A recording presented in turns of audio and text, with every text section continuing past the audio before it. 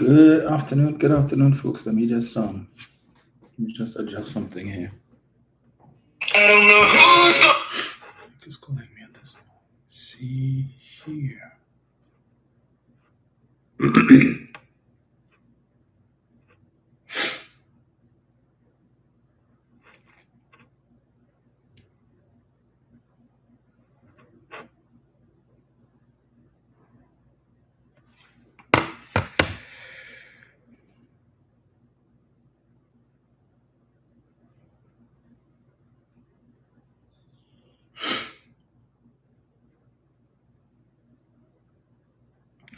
There we go.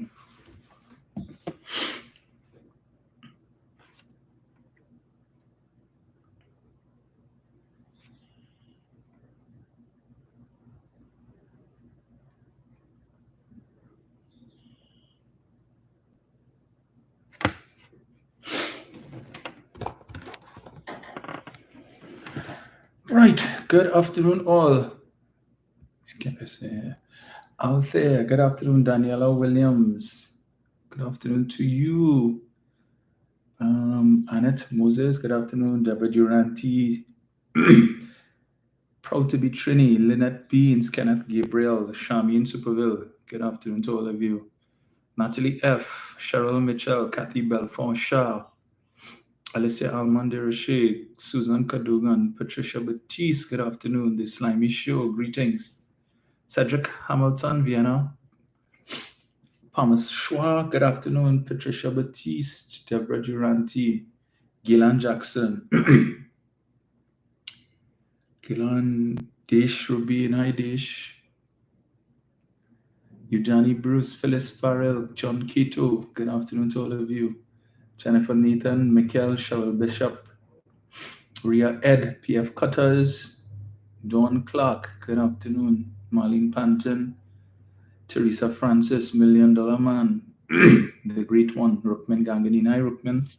On Facebook, who do we have? We have Afisha Joseph Batiste, Kevin Springer, Jonathan Carr, John Edwards, Claire Irish, Ian Andrew Nualo, Bernadette Stewart. Hi, Bernadette. Istra Blake, hi, Istra. Cheryl Seeley, Candice Joseph, Christopher Coffey. So this lively show says, if I too big for, of course not. But I have to admit, I had lost the zeal really to do the live. I think the last time I did the live was when I was in Barbados 2 Sundays ago. So I did say I'd possibly look at just doing the lives on Sundays instead. But it's been a while. So I said, let me jump on quickly today, just for a little bit. Good afternoon to His Excellency, President of Pleasantville, Nigel O'Connor, Jennifer Nathan, Anthony Alexander. As Kevin says, share the live. Fatima Abdul Ghani, Victoria Isidore, Dexter tweets, good afternoon to all of you. Altair says it was not us. Yes, it is mentally draining, I have to admit. Because looking at with everything that is happening, since the election with respect to the leadership of the party, some of the comments I've been reading from persons who are picking sides and who's saying if this one is the leader that they leave in the party and they're not voting again and they're done with the PNM. And I don't know. I really don't know. Yeah, but I don't know what to say. As it stands right now, we just have one person who has declared that they are contesting the position of political leader, but nomination day is on June 2nd, so we still have 9 days. So it's anybody's race. Anybody could throw in their hat between now and then. So we will see how that goes. So Shirma is saying, I'm jumping in early to ask one question. Is Rhoda Bharat a member of the PNM? If she is, I believe she should be expelled. I have no idea if she's a member. I don't think so. But I could be wrong. I could find out. I could just find out. I can ask Balize House. But I would have looked at the live that was done a couple of days ago. I didn't look at it in its entirety because when I remembered it, and I did tune in. The part that I started to listen from, there were a lot of inaccuracies that were said. And I said, look, you see me not making sense to listen to this any further, because if you're going to come to do a live, at least make sure you have your facts straight before you come and see things that just could be fact checked quite easily on the spot. So I know that the live was taken down, but I don't know if it was put back up, because I did see yesterday persons were asking about it, and the individual said it was taken down to be for fine-tuned or something with respect to the sound and whatever else, and it would have been put back up by the end of the day. But I'm checking here now, and I'm not seeing it back up. So, that's left to be seen. But it has stirred a bit of controversy. As you all know, that live was due since the 29th of April, when the individual had done the short live before that, stating that they had a lot to say but would say nothing, lest they be accused of influencing the outcome of the election, and that they would have done the live on the 29th of April, and it didn't happen. So it finally happened. But I can tell you, just the little bit that I listened to, there were lots of inaccuracies. But rest assured, anyway, that the individual knows why they took it down, and we will see what action would be taken in the not too distant future by persons who were named in that live, and things were said that was not true about them. So I'm seeing Sharon is saying it's back up. All right. Let me see. I'm checking the page here, but I'm not seeing it.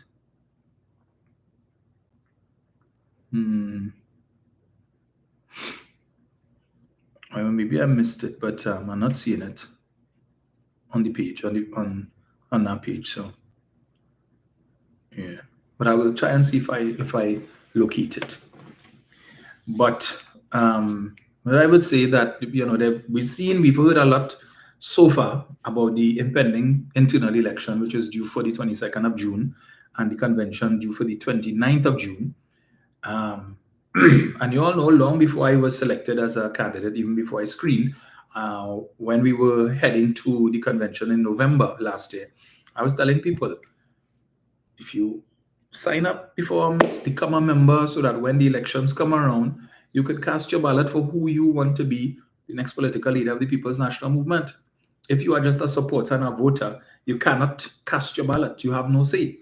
You must be a member. And to become a member, you have to fill out the membership form, and the deadline for that is tomorrow. So if you don't get your form in by 5 p.m. tomorrow, then you can always bring it in after. It's just that you will not be eligible to vote on the 22nd of June. So your forms will still be accepted after the 2nd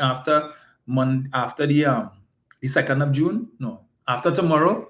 But if you drop it in after tomorrow, do not expect to be able to vote on June 22nd. All right. So if you want to vote on June 22nd, find a way to get your form in. Go down to Balize House, fill out the form, fill out what you need to fill out, and I suppose they will arrange to have somebody sign off the part where you require someone to refer you. Right. So my suggestion, you could do that up until tomorrow. But it seems as if the party is split down the middle, with those who are supporting the opposition leader to be the next political leader of the party, and those who are not supporting her. There's a view that the opposition leader, some people have the view that she may not be aggressive enough. There are those who feel that she needs to speak out a lot more on issues.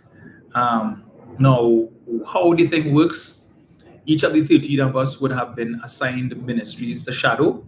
And so as situations crop up that pertain to particular ministries, you would find that the persons, so if it is that you might see one of the other MPs speaking on that issue rather than the opposition leader. And that's because we have been given ministries to shadow, right? So the two ministries that I have been assigned would be the ministries of Public Administration and AI, and the Ministry of Labor and Cooperatives.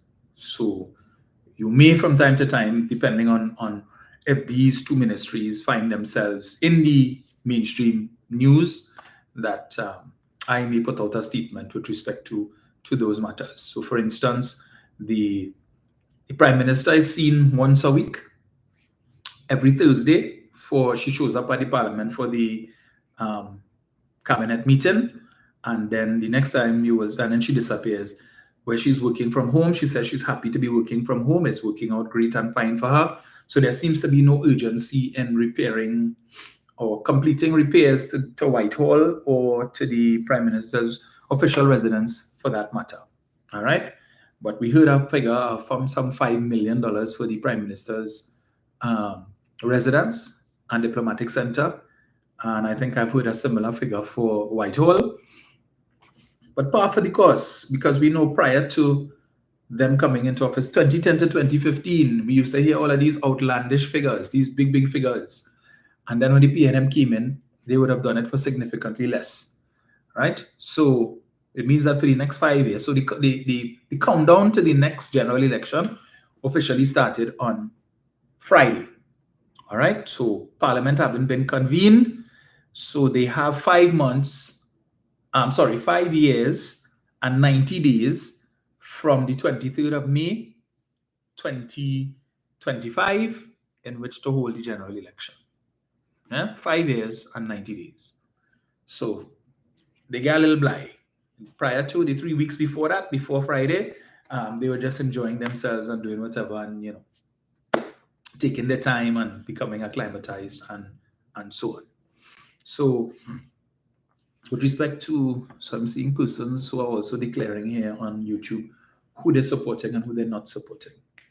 But as I said, as of now, we only have one person who has declared that they will be contesting the position of political leader, and that is Penelope Beckles-Robinson. Nobody else has thrown their hat in the ring, but we still have 9 days, so we will see how that goes. I am yet to decide, make a definitive, decide definitively whether or not I'm going to throw my hat in the ring again for the position of social media officer. A lot of persons have been encouraging me so to do. I saw that the current social media officer has indicated he will not be contesting the position again. So we'll see how that goes. Yes, so we will see how that goes, right? With respect to, for persons who may live in my constituency, with respect to my constituency office, so the office is not yet up and running because I was I had a little issue with Parliament because the Parliament is responsible for our constituency office, and the location of the current location of the office, which is on Tumpuna Road, was not ideal because for those of you who are familiar with it, it is located downstairs preschool, and my understanding is that my predecessor, former MP Lisa Morris Julian, would have been in the process of looking for a new location for the office. Of course, she would have inherited that office from her predecessor, Ansel Antoine. And some of the challenges with the office, of course, has to do with, one, parking is an issue. We have limited parking spaces because we have to share those parking spaces with the school upstairs. And I understand that when school is in session, you have the children running and screaming and making noise. So sometimes it's difficult when the MP is meeting with constituents. The noise could be a little bit of an issue. And so that Lisa was looking for a new space. I understand that she would have identified a space at Umera Plaza, which is where I am also considering moving the office to. We would have done a preliminary walkthrough. They have 3 spaces available. So we're looking at 2 spaces. One I was able to look at. The other one, I didn't get the opportunity to do so because the landlord wasn't available on that day. So we're trying to see if we could arrange with him to go back and take a look at it. It's a bigger space, and in terms of configuration, it would be a little better. But Parliament has informed me that because the lease on the existing building on Tumpuna Road runs out in September, that I am obligated to stay there until the lease expires. Now, to me, I don't see why they can't simply break the lease, because I would think that the penalty that they would pay for breaking the lease, given the fact that it's just 4 months, would be less than what they would pay in rent, but they seem not to be inclined so to do. So I was told that I have to occupy that office until the lease expires at the end of September. So I only received the keys for the office on Thursday. So we have to go in and see what is there. Of course, we'll have to clean up and so on. The Parliament is in the process of organizing the sign, because they would have to put my name on the sign and so on. So that is, I was told that also is being done. So they have to come and install the sign and so on. So I still have to sort out my staff. So I was given a list of what are some of the positions and the like. So I'm also in the process of doing that. So yeah. So give us probably like another week or so just to sort out these few things. Get the office back up and running, because it's been closed since Lisa's passing in November of last year. So of course there will be some cleaning and so on to do. So we will treat with that this week, and hopefully by next week we will be able to open and to start meeting with persons.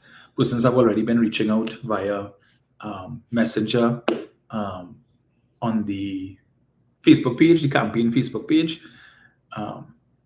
But soon enough, we will sort out. I guess we could probably by tomorrow put out a message on that Facebook page informing persons what is happening and when the office will be up and running. So there is that. So there have been a couple of things taking place, since the newer government assumed office, which I felt I needed to just share my thoughts on. So first of all, on Friday, Parliament opened, and we would have had caucus, the 13 of us, because there were certain issues that we had to discuss prior to the convening of Parliament. We only found out on Friday morning who the speaker was going to be. There was no consultation, right? So the government did not afford us the courtesy of at least letting us know who the person was going to be, to see if there could be some level of consensus, which is, to me, is the ideal thing. So if you're putting up somebody, you can say, well, okay, well, that person is acceptable, so we could support. No effort was made to do that. And so like everybody else, we only found out on Friday morning that the speaker was going to be Mr. Jagdeo Singh.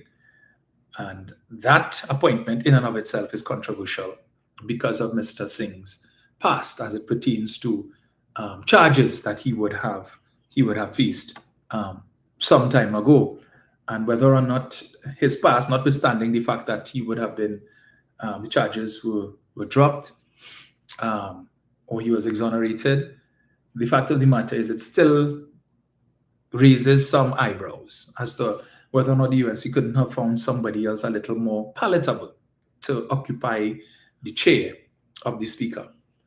But then again, when the list of persons that you have to choose from is limited, what do you expect? And I verily believe we will see similar things happening when it comes to appointments to state boards. Because I used to tell you all before, they were jockeying for those positions, all who want to be on this board and that board and the A board and the B board and the C board, and because you get a board fee for these things. And for them, it's all about money. Obviously, it's all about money. So we get to the Parliament on Friday, and following caucus, as the opposition team is heading into the chamber, the government lineup, they were standing outside the entrance to the chamber. All of them line up against the wall. For what purpose, I don't know. So, of course, we went in first. But efforts were made as we walked heading into the chamber to greet some of them. And I can tell you, they were a lot of them, in fact, were less than cordial. If you see the expression on some of their faces, like if we do them something, like they're ready to fight. I am new. Birchwood is new. Hans is new. Karim is new. We don't know you all. We've never had interactions with you all. What is the reason for the hostility? But they line up on the side here, right? And looking like a set of guntas ready to fight out. So those who were willing to, to extend courtesies and greetings, we greeted. And the rest of them who stand up looking like, some potons ready to fight or to bite at you. Okay. We didn't do you all anything. So, of course, we went into the chamber, and then they came in after. It was interesting to see. One of the things I was looking to see was where the two members from Tobago would sit, if they would sit on the government side or if they would sit on the opposition side. And of course, they were sitting on the government side. And during the break, while we were awaiting the president to enter the chamber, and Mrs. Prasad Bisesa got up and she decided to walk the line and greet members, she had a very animated conversation with the two Tobago members. Very animated. So while they're playing the games and saying, oh, they think and they're independent and they just come there to see about Tobago's interest and they're not on any side. Rubbish. I sat opposite and I noted Mrs. Basabi Sessa spent quite a bit of time speaking to these two gentlemen. And as I said, the conversation appeared to be very, very animated. So I'm not surprised in the least. Right? So I'm not surprised if we see them voting with the government on certain bills. So they know what they are about. They're not fooling anybody.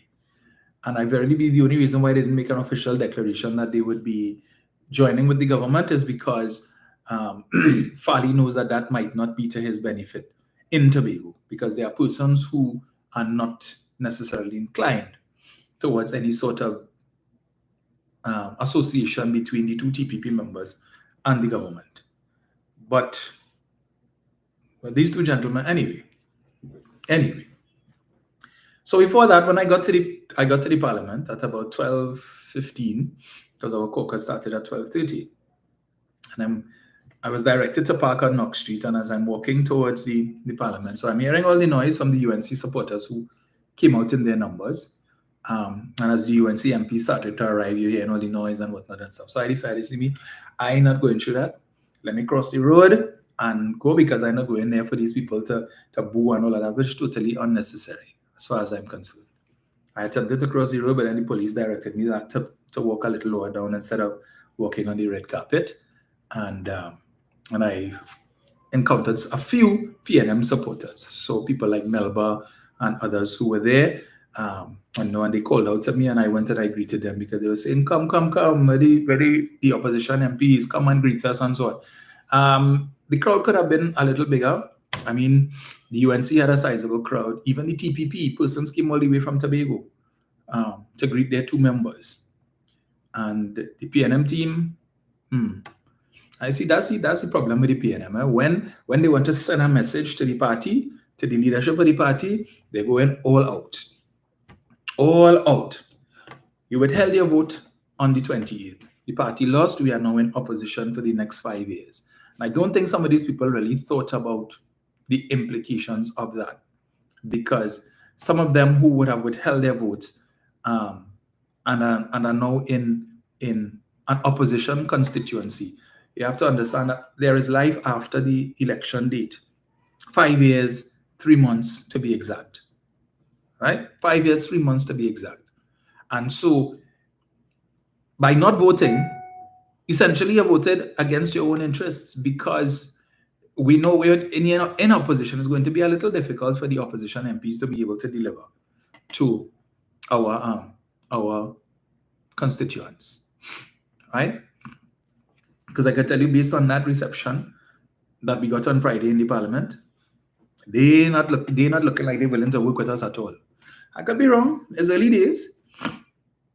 But at no point in time during the session, when there were opportunities for them to come and have a chat, did they seem even remotely interested in doing that.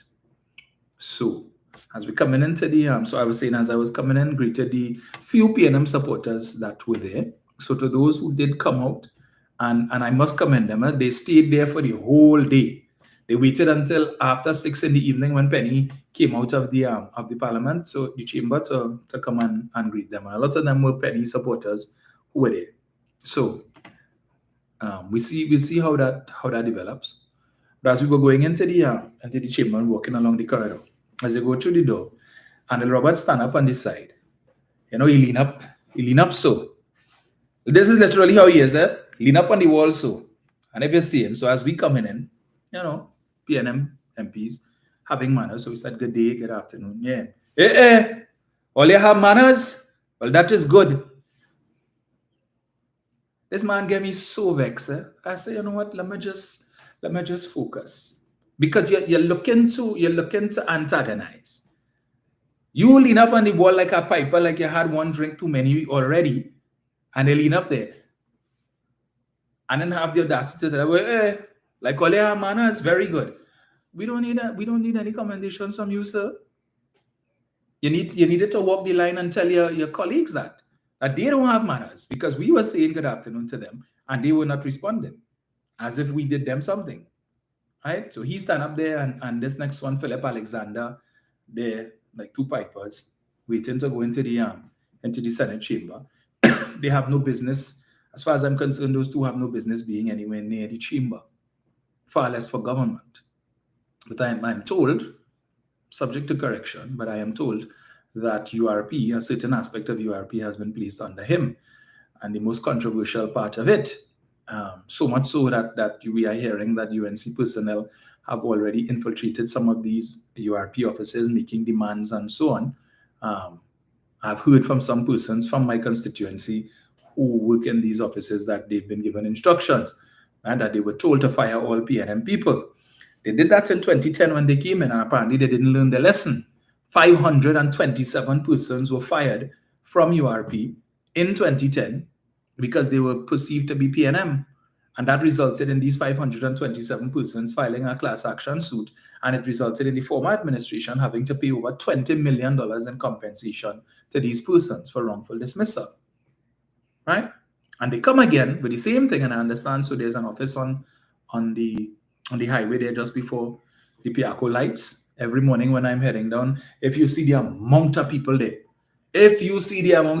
cars line up on the highway, and a whole set of people there lean up on the wall with brown envelope and all kind of things. So I understand this is how they are rewarding some of the persons who would have worked with their campaigns by giving them URP jobs, right?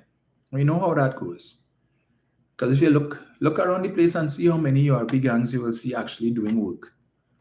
But anyway, so some of my constituents who work in that office have expressed concerns about whether and how long again they will have a job.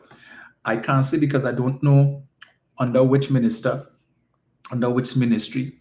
I heard that CPEP has been moved to public utilities, trying to make sense of that, but and as I've told you all before, being in opposition means you're going to have to eat humble pie, right? So to get things done in your constituency, you're going to have to be cordial to some of them. I cannot see myself, honestly, going to Barry Padarath for anything. Can't. I can't do it. Him and Anil Roberts, sorry, I tell my constituents, I want to work for you all, but I cannot bring myself, especially Anil Roberts. I am not going to this man for nothing. Not doing that, right? Because I saw he did a live from in his office as minister, talking a pack of nonsense, chastising Marvin. And again, this man, like, he doesn't understand he's now a minister of government, right? You are a minister in the Ministry of Housing. You need to carry yourself with a certain level of decorum. You're not Douglas politics anymore. Yes, we know you're a Wajang, and as they say, you could take the pig out of the mud, but you can't take the mud out of the pig or something so. And this man doesn't understand that. When you're supposed to be doing the work of the people for which you are being paid handsomely, you have time to do a live or a recording in your office. You have no respect even for the physical office that you're in. Calling Marvin Marva and Marvan and all kind of stupidness. This is you're not in the same chamber, but still understand you're at a different level now. Yes, when you were in the Senate before, you were still the same nastiness that you were, but now you are a minister of government, still in the Senate, so you're still desecrating the upper house, but now you are a minister. Understand that. You need to make some adjustments. But you're taking your nastiness to the minister's office that taxpayers' money paying for. When you're doing it in your kitchen, doubles and coffee in your kitchen, no problem. That is your private space. But if you want to continue your nastiness, don't take it to the space that we, the taxpayers, are paying for. Come on now, man. But your leader seeing that and want to talk about, she's doing things different this time. Talking big talk. Telling you, don't test me. But as I say, Dr. Rowley was a dictator. You all ever hear Dr. Rowley tell anybody that? You all ever heard Dr. Rowley tell any state institution, don't test me, and all of that? because I will take this back and I will take back the campus from you and so on. They were big on consultation. For the last 10 years, everything, they must consult, and you have to listen to the people. Well, the students who in 2017 were saying they did not want to go to the Bay, right? They were protesting against the law campus being moved there. No consultation with them, because we heard the Prime Minister, the member for Paria, right? The member for Paria. I am not, right. The member for Paria, Kamla Prasad Bisesa, who has stated and basically told the UE leadership, hey, no earlier place. We in charge now, right? This is not Keith Rowley, this is not Stuart Young. This is a different dispensation. And Rural Munilal telling him about mash your brakes and put a full stop on that and all of that. We will decide what happens at that campus. How many more lawyers do we need in this country? If you were to walk the line in the parliament on their side, we will see how many lawyers there are. How many do we need and how many more lawyers do you need? We have enough institutions, tertiary institutions, private and otherwise, that offer law. These are the same people who are always complaining. But you have an opportunity now to use the campus for a medical school, right? An international medical school where persons could come from other territories, other countries to study medicine here. And you could make money. What is the issue in that? We saw the other day when it is that the UE lecturers were complaining they wanted a pay raise and so on, and the government said, we don't have the money. This is the best that we could do. Well, empower UE to be able to make more money so that they could treat with these issues. But no. So this time they thought, we intended for it to be a law campus, and that is what it will be. So when it was announced that the campus was going to open in August, the supporters all over the place, yes, finally, we have a good government. Look at, for the last 10 years, the campus closed and the PNM this and the PNM that, and all of a sudden, as Kamla come in now, the campus going to open in August. And then her supporters, oh, PNM people this and PNM people so stupid, and PNM supporters and all kind of dotish talk. We've heard about sore losers. You all ever heard of sore winners? These people win and they're still bitter. They're still campaigning. You would swear the election didn't happen yet when you read some of their comments on social media. Still fighting with PNM people. You all win. You all win. All I say, when UNC wins, everybody wins. We will see. We're so fighting, looking so. Because I saw a clip with one of the persons who were an individual who was supporting them hell hard, asking now if you think that that activists who supported the UNC during the election should be compensated. Compensation what? Compensation what? The election is over and they have won. Compensation nothing. Well, they have nothing to get. The few of them who were the influencers who got the 40,000, right? The rest of all you who are moving with whoever, salt, nothing for you, right? Nothing for you all. The guy who went up against me, Mr. Smith, some of his activists now I'm hearing that they're calling him now and he's not answering his phone. Of course, he's not answering his phone. He's a minister and a cabinet minister, the Minister of Public Administration and AI. He got what he always wanted. He got what he always wanted, right? So, he too big for you, he too big for you. I saw him on Friday, right, as they were coming out. Him and a couple others were coming out of I guess, their caucus room or whatever it is. And, you know, trying to be cordial, I extended my hand to him and I said, hey, how are you going? And the man with his big shades watched me in this kind of way. He's like, yeah, man, and walk off. I said, well, okay. I didn't do you anything. But he had this, you know, thing about him, and he has this walk as if, hey, I reach. I big in the dance. I'm a minister. Who are you, pleb? You know, I'm just a elected MP, right? Who beat you? I didn't beat you by much, but I still beat you. So at least my spot in the lower house is secured for the next 5 years. You, on the other hand, your leader could remove you just like that.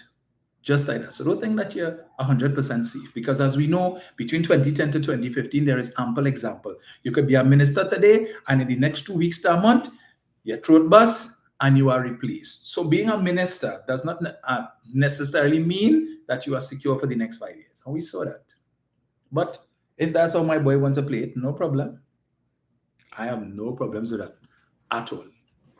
Yeah, but that's how some of them reach hubris. You now reach there. Some of them brand new, and the hubris just oozing from them already. But and they say when UNC wins, everybody wins. Well, okay, no problem. So one of the first issues that cropped up, right? So we saw early on, they have issues with Whitehall. Whitehall, which just prior to the election was still being used to host cabinet meetings. Nothing was wrong with it. Save and except for the little issues down in the basement. But when that was brought to the fore, it was nothing new. When they were last year, some of you all may recall, when they were making the big issue and the hue and cry about the 50 million that was allocated to the Prime Minister's office under the heading of entertainment. Right? Remember, Kamala spoke about that, and she wants to know, and all of her supporters and them up in the feelings, $50 million wasted, and people could use that money. You all remember that? Stuart Young, Colin Burt, and Dr. Rowley, all three of them spoke to the issue. And I recall Stuart Young having a press conference where he spoke to that. And he said some of that money is to treat with some infrastructural issues at Whitehall, which were already being addressed by UDCOT. Because UDCOT has responsibility for those buildings that fall under the state. Those magnificent 7 buildings, I think it's 5 of them or 4 of them or so, that fall under the state, because you have QRC. I think the other one is Rumor, which is Amber House, the big white one, which is still a private residence still. And then you have the Archbishop, the Roman Catholic Archbishop. And I think the other one is, I don't know if the government still has any involvement with respect to the Anglican Archbishop's house. But I know the state did pay to renovate that one. And Stuart Young spoke about that. He mentioned that there were some infrastructural issues at Whitehall, which were being treated with at the time by UDCOT. And some of that 50 million that was allocated for entertainment was to treat with that. And so when they went and they took pictures in the basement with have a big hole in the ceiling and all of that, is because UDCOT already started the work. But they had to cut the gypsum and so on to be able to get a better picture inside of the ceiling as to what was some of the issues and whatnot. And that is why that was there. But they make it seem, look at the state of this place and whatnot, and this is something new, because they weren't listening. They were so hell-bent on believing that this $50 million is for Rowley to throw party and throw fete and all kind of dotish talk that they didn't hear when Stuart Young said that. All right? And remember, Stuart Young was minister in the office of the Prime Minister. When Imbert spoke about that in the Parliament, he addressed it during the budget debate. But again, they weren't listening to that, because they're only looking for couture and bacchanal. 50 million for Rowley to spend at party and wine, and that's for the 1%, all kind of dotish talk. So the work had already started. But it's not ideal for them. A convenient excuse to allow Mrs. Prasad-Bissessar to continue to work from home, which she seems more than happy to do, because I'm sure you would have seen the pictures on Facebook where she's now taken down the fencing around her home, and she's now decided to raise the wall around her home. So that should tell you that work from home for the Prime Minister might be happening for quite some time. But anyway, so on the 3rd of May, when they were sworn in, Mr. Tanku, the Minister of Finance, how that happened, Lord alone knows. Because I have listened to some of Mr. Tanku's contributions in the Parliament with respect to economic matters. And I've said before, and I'll say it again, a Form 4 economics student could have done much better than Mr. Tanku. But anyway, he made the statement while being interviewed by the media. Question posed to him about the property tax and so on, and he indicated that they would be repealing the Property Tax Act. Yes, again, we heard that. And that refunds would be provided to those persons who would have paid the tax. Because remember, Prasad-Bissessar said she warned people not to pay it. And then, right, so this was the 3rd of May. So subsequent to that, I imagine Mrs. Prasad Bisesa, to the best of my knowledge, was not within earshot when Mr. Tanku said that. So she would most likely have heard it either on the news or perhaps she saw it on social media, but she was aware that he said that. And she knows what her position was on that. They had their first press conference 5 days later on the Thursday, the 8th. Prasad Bisesa made no mention of the property tax and the refund issue, right? She said nothing about it, even though she knows her Minister of Finance put that out there. There were newspaper articles that spoke to it. So I'm sure she saw it. I'm sure she would have read it, right? And she knows that was out there. You came to your press conference on the 8th. You came with your talking points, and she said nothing about correcting the record with respect to refunds. Following week, you come again, another press conference. Came with your list of talking points subsequent to your cabinet meeting. She said absolutely nothing to clear the record, to clear the air, to correct the statement made by Mr. Tanku that there would be no refunds for property taxes paid. It was only when the reporter, I think it was Kijan Haynes, asked her the question, did she say? She never said anything about that. It was Tanku who said, and she wanted Tanku to tell us where, or to tell her where he gets the money from to pay refunds, because as far as she's concerned, there will be no refunds paid because she warned Ole not to pay it and Ole went and paid. Even her own husband, Dr. Gregory Bisesa, as she told the media, he paid it. He went and paid because he's not about breaking the law. But she seems to have been hell-bent on breaking the law. But he went and paid, so whatever, as the case may be. But I want you all to take note, is that she was aware that Mr. Tanku made that statement. She was aware that that misconception was in the public space. It was reported in the newspapers. It was reported on several news outlets. And no attempt was made to correct the record. They didn't put out a press release, and we know they're very good at putting out press releases. Nothing of the sort was done. So we can assume that had Mr. Haynes not asked her that question, that perception, that belief that there would be a refund for property tax would still be lingering out there. There was no inclination on their part to correct the record. So continue to fool the people and let people believe that. All right? But since the question was asked to her frontally, she had no choice but to respond. And she said that there would be no refunds. Totally diversion to what you were saying before. And then you come to ask where the $135 million that was collected in property taxes, where did it go?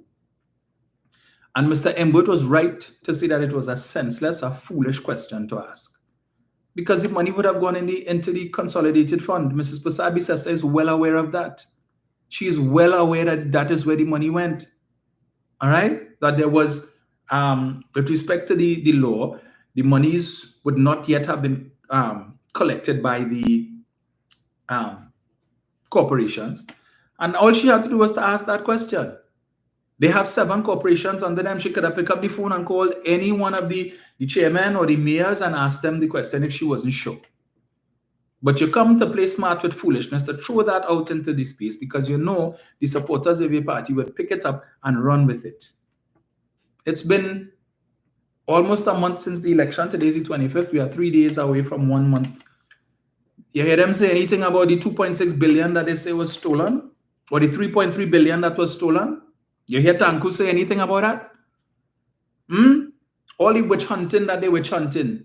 They're desperately looking for things to come and talk about to malign the last administration, to say, oh, they thief and they did this. So she come at the last post-cabinet briefing to talk about rentals and the rentals and $400 and something million in rentals and ghost rentals and so on.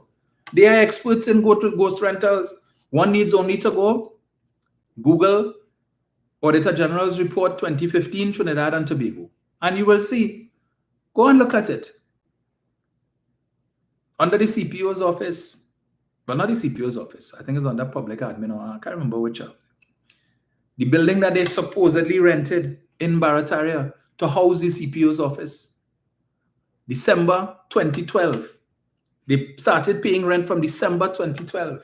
And that rent continued until, I think, June of 2016. That was being paid for a building that was supposed to house the CPO's office in Barataria, building which could not be found. You all know the history of that. I've been speaking about that since 2018, 2019, when the issue was raised. When the last administration took a decision to bring that lease to an end. And Prasad Bisesa mounted a public platform and made the claim that she was advised that the staff at the office, the CPO's office in Barataria, are happy with the accommodations there and they don't want to move. She went on to say that she was advised that the then Minister of Public Administration, Maxi Coffey, was frustrating the renewal of the lease because he wanted to move from that office to move to Faris's building in Port of Spain. That's what they said. And then when we, Google and I, would have contacted the CPO's office to find out where exactly is this office, because we wanted to see what did the population or the taxpayers of this money pay, according to the Auditor General's report, $53 million in rent for. Where is this building that we couldn't find? So we called the CPO's office live on air on 91.9 to inquire as to an exact address for this building, to which the person who answered the phone, who was seemingly annoyed because I had called privately, Google had called privately, and then we decided to call on air so all of the listeners could hear for themselves and not say that we making things up. And the woman said, "Sir, we do not have, the CPO's office has no building rented. We have no office in Barataria. The CPO's office has never had any office in Barataria. The only office we have is the office on St. Vincent Street, which I think is at Park Plaza or something like that. Only office. We have no other office. We don't know what you're talking about any office or any building in Barataria." But according to the Auditor General's report of 2015, $53 million was spent in rent on that building.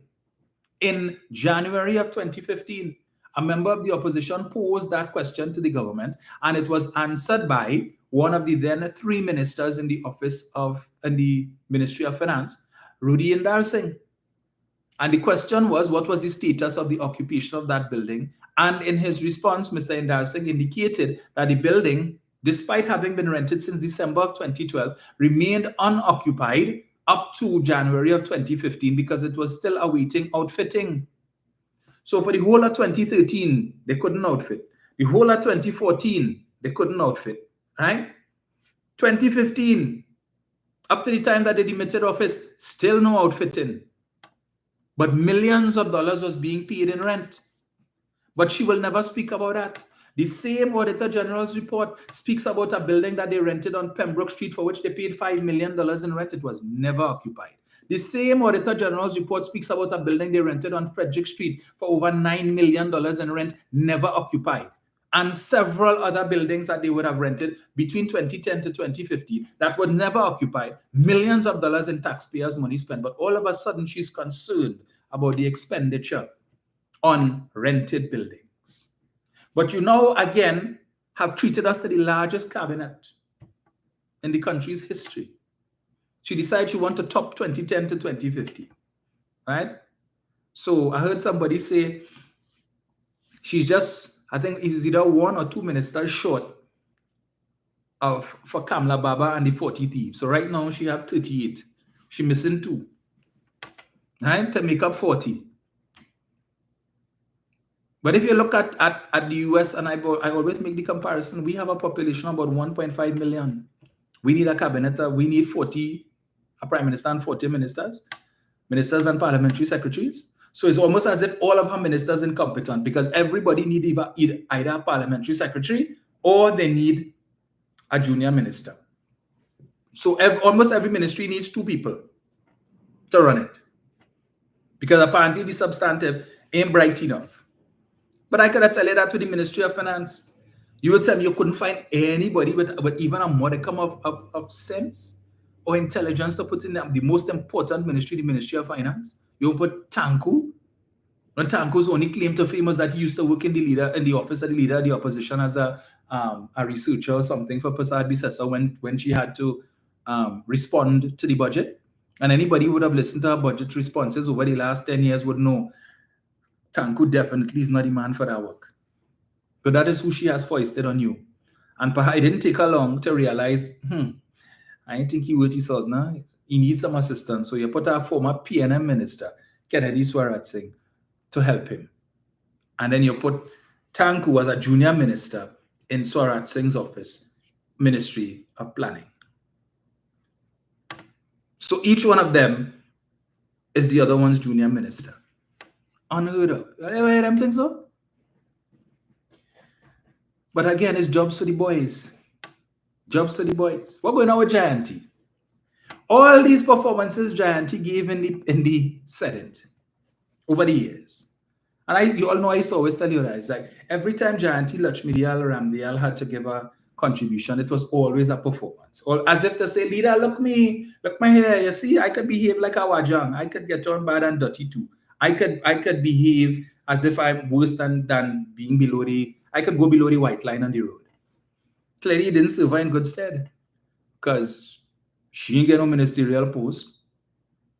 And when you look at the former Senate lineup and even the lower house lineup, she for all intents and purposes, she showed to have a little more intelligence than some of them. Eh? But you bring people who we never hear about, people who we don't know, men who are supposed to be sit down home in the rocking chair or in the hammock with their foot cocked up, rocking their grandchildren to sleep. You went in the deepest recesses to find these people to bring them to make them ministers. And that's the future, right? A geriatric future for the UNC. Poor Gianti. Imagine they bring back Roberts, they bring back Naked, two of the most dirty mouth senators she ever had. And you who at least, I mean, Gianti had her moments, but at least she still had a little more decency and decorum. She bring back the worst of the worst. So Wade McGilwaki is now the Senate president. Julian is the member for Couva North and the Minister of Works and Transport. She bring Naked as a parliamentary secretary. Roberts get her work as junior minister in the Ministry of Housing. So the other two was Gianti and Lida. Them two again, nothing. Salt. And all Kamala saying, well, you know, there is always a space and a place for everybody. What was the space and place? We were hearing rumors that Gianti was supposed to be the president of the Senate, or possibly the vice president. You bring some Kenya Charles, another nondescript, and give her the position of vice president.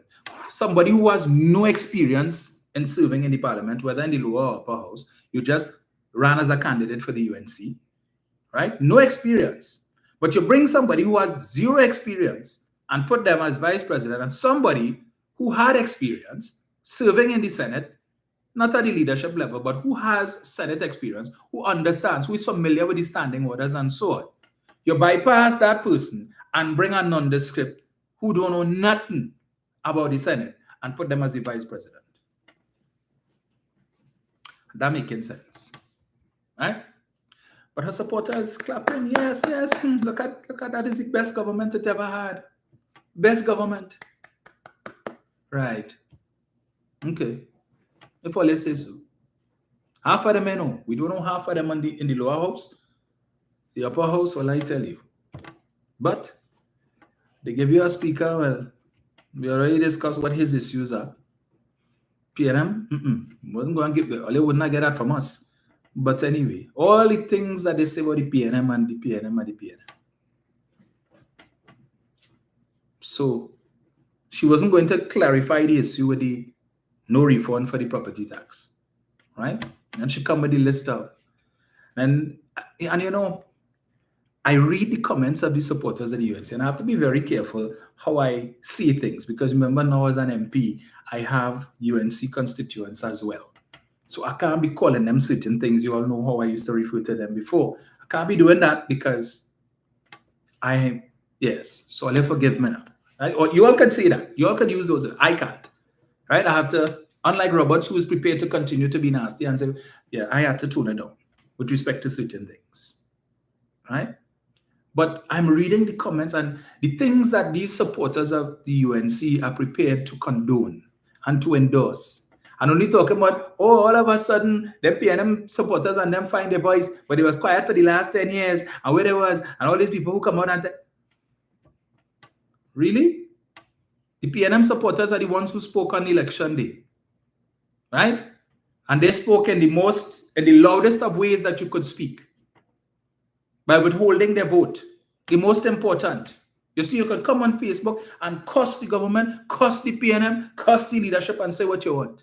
It doesn't impact. But you see, when you choose an election day to make your voice heard in the loudest of ways, right, what the UNC supporters would never have done. Never have done. Notwithstanding the fact that when you look at when you do the comparative between the amount of votes that a lot of these UNC MPs got in 2020 and in 2025, clearly their message did not resonate with a lot of their own supporters. In fact, Rudal Munilal, when I was doing the comparative, got less votes in 2025 than he got in 2020. Kamla Prasad Bisasa got just about 400 or some more votes. A lot of them didn't really see any significant improvement, if any at all, in their vote tally from 2020 to 2025. So all this talk about suffering and everybody suffering and the country fed up with the PNM and all of that, it seems it was the PNM supporters that were most fed up. So it seems. A lot of them now regretted not voting. Because as I said, it wasn't a concerted effort where 98,000 PNM supporters sit down in a room and say, we're not voting. These are people who made independent decisions, private decisions on their own that they're not going to vote. And it just turns out that a lot of them have similar minds across the country, in particular in 9 constituencies where it mattered the most. Hence the reason we are now in opposition. But let me see if I get this here, right? Get this here.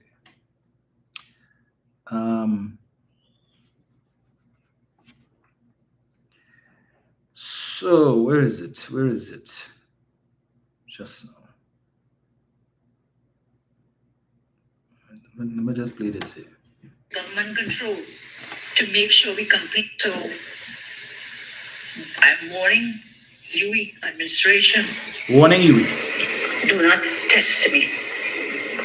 If I have to do it, and if we have to do it, I will take that campus back and put it under government control to make sure we complete it, get the job done.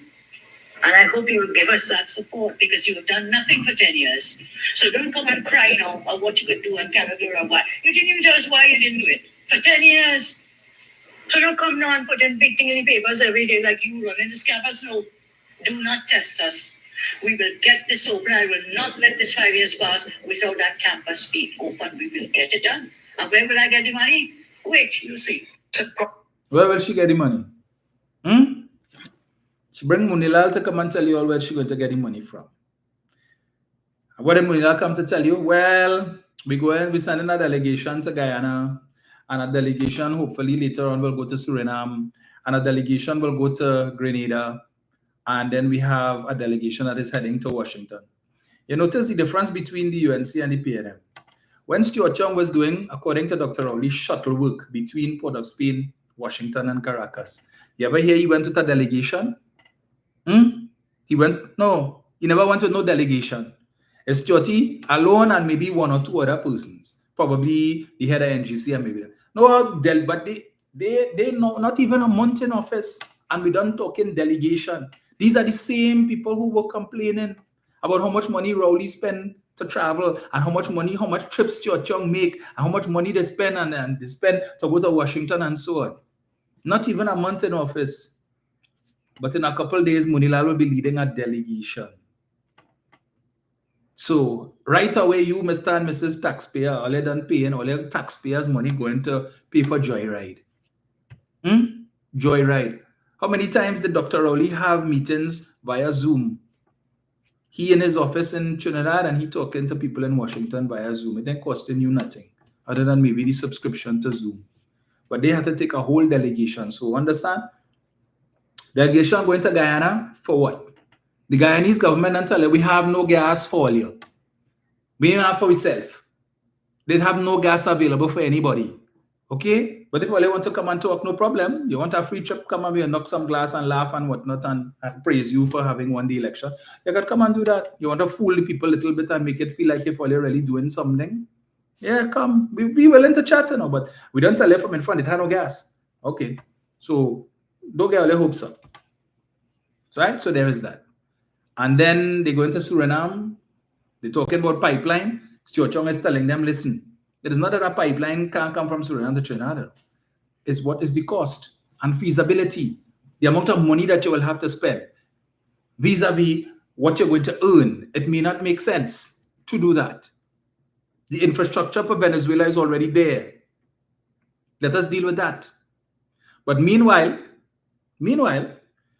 while they're declaring Dragon dead, we see, not last week, week before, that the president of Venezuela, Nicolas Maduro, met with the president of Russia, Vladimir Putin. And this meeting allegedly took place in Moscow. And they signed a deal, a gas deal. So if all you feel Nicolas sit down waiting for the next 5 years because the godly citizens of this country decided to remove governance from the hands of the PNM, place it in the hands of the UNC. If all you feel Nicolas sit down waiting there and say, well, we go wait for 5 years now. Nicolas need money. And if it is all you don't want it in Trinidad, well, I will go where I could get it. And since Venezuela, Russia and the president of Russia is good friends with Mr. Trump, right?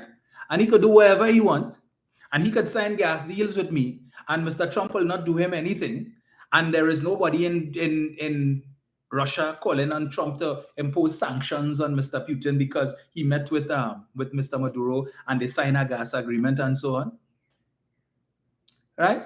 So in Trinidad here, your leadership, the leadership of your government talking and calling Maduro, all kind of thing, he's a dictator and he's this and he's that, maligning the man named coming and going. And they want nothing to do with he. We don't want no sanctions. But meanwhile, president of Russia, well, okay. Donald can say what you want. I see opportunity in Venezuela. We're going to take 200 trillion cubic feet of gas, notwithstanding how much gas he have in his country, but it have in Venezuela. So he go in, he signed. Let me see if I get it here. Let me get it here and read it for some people who might have missed it.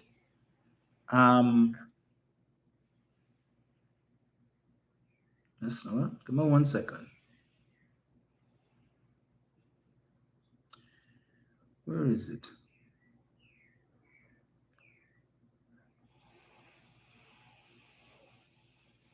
Let's get it here.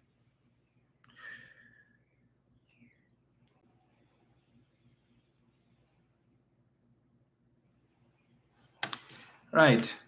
Reuters, dated the 7th of May.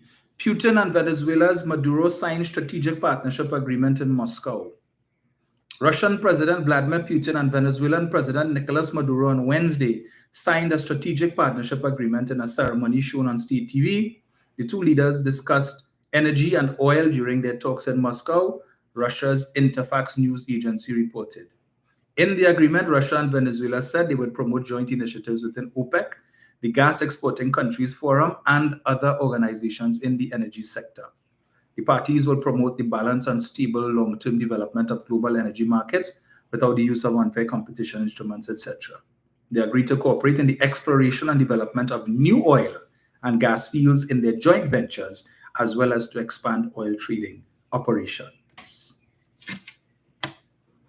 Right, 200 trillion cubic feet of gas. We already have the infrastructure in the particular area. Okay? So as I said, well, I feel Nicolas waiting. Nope. So are we to expect then that Mr. Munilal and his delegation will be going to Washington and there will be no discussions about Dragon? That's your chunk saying we need to keep the thing on ice. Don't bury it. No need to declare it dead because we have a 30-year license. Okay? And the only problem right now is administrations. Mr. Trump seems to have rolled back on his plans to contest or try to secure a third term. So that means that come January 20th, 2029, he will be demitting office and there will be a new president. We don't know if it will be Republican or Democrat. But depending on how much damage Mr. Trump does over the course of the next couple of years. Could determine that. But during the election and in the last 5 years, all the Monday night forum that they had, the Sunday morning Western time press conference, the Wednesday press conference, and all of that, we never heard anything about no Grenada gas, no Suriname gas, no Guyana gas. But all of a sudden, as they win, now they realize water more than flour. Yeah, we need to find gas now. What they could do, what they feel. Yeah, well, and they had talked something about Grenada a few years ago. Let me go and see now. They don't know, no exploration has been done to prove if it have, how much it have. Yeah, but we go in Grenada. Reminds me of the THA. Bypass Trinidad, bypass the NCC and gone Tobago, gone Grenada, sorry, looking to find out how to run a carnival. And who they have to end up relying on afterwards? Because all the money you spend to carry delegation to Grenada to view Spice Mass and what's called it, boy? Jab and all of that. How many people came from Grenada? The last 3 carnivals that they had in Tobago, how many people came from Grenada to attend? It's the same Chinese you didn't want to deal with who had to end up coming and bailing all out so your carnival could be a success. But, yeah. So, we have to deal with that. They come back with their laptops thing. So, laptops will be issued in September to Form 1 students. Yes, because you know, that was a big thing for them for the last 10 years. All we keep hearing about laptop, Kamala give out laptop. She loved the children. She loved the laptop. So we come back with that again. Now, last I checked, we have new procurement legislation in place, right? What was the process by which you all selected a contractor? Because it hasn't even been a month yet since they've been in office. And last I checked, an RFP takes a little longer than that, right? Because based on the procurement legislation, the new procurement legislation that they kept jamming the last administration to proclaim, you have to go through process. You create your RFP and so on, and you put it out there and you look for vendors and so on, and vendors who are OPR registered and the like, and then there's a process to go through. So unless that was done in the last, because they make an announcement, not last week before. So in the space of 2 weeks, you were able to put out an RFP and select a provider to make a declaration. Because we're talking about 10 laptops or 20 laptops. So you have to go through a process to find out if this supplier or suppliers have the capacity to supply the number of laptops thousands of laptops that you're going to need. You need to do an assessment to determine whether they can provide laptops that meets the specifications and all of that.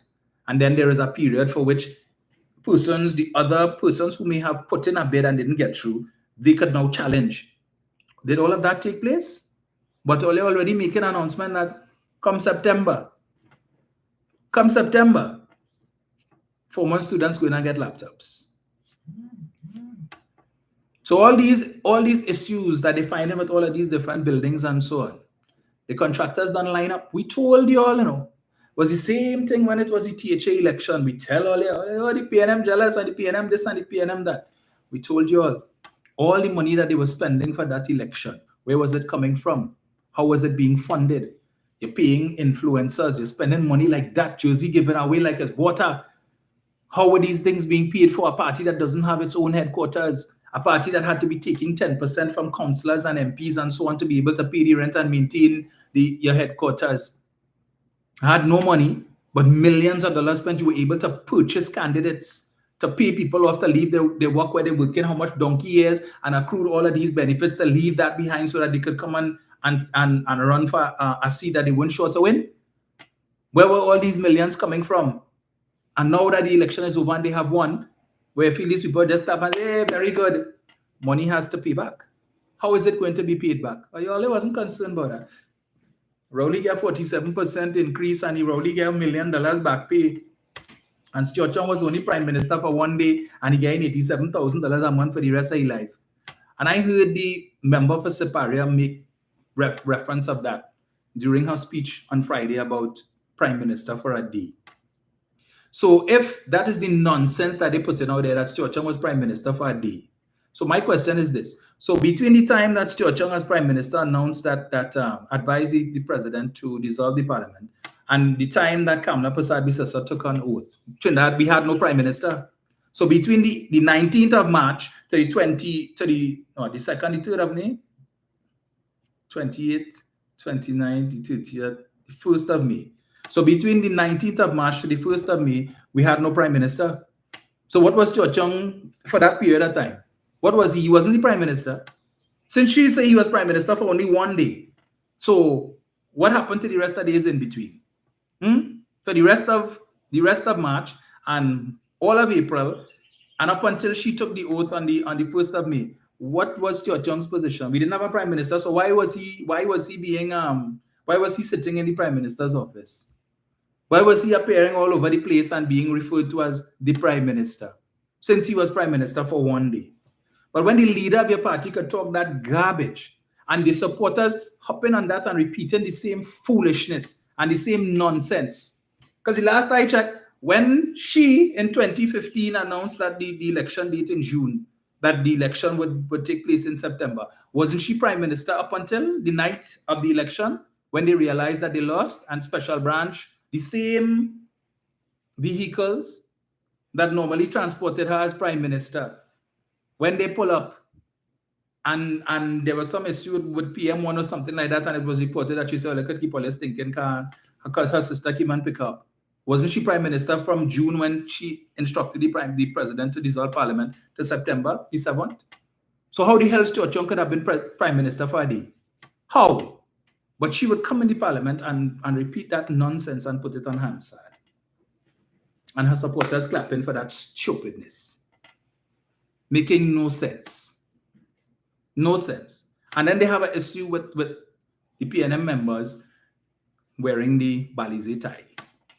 Right? First of all, that was a recommendation that came from the newer members on our side. Right?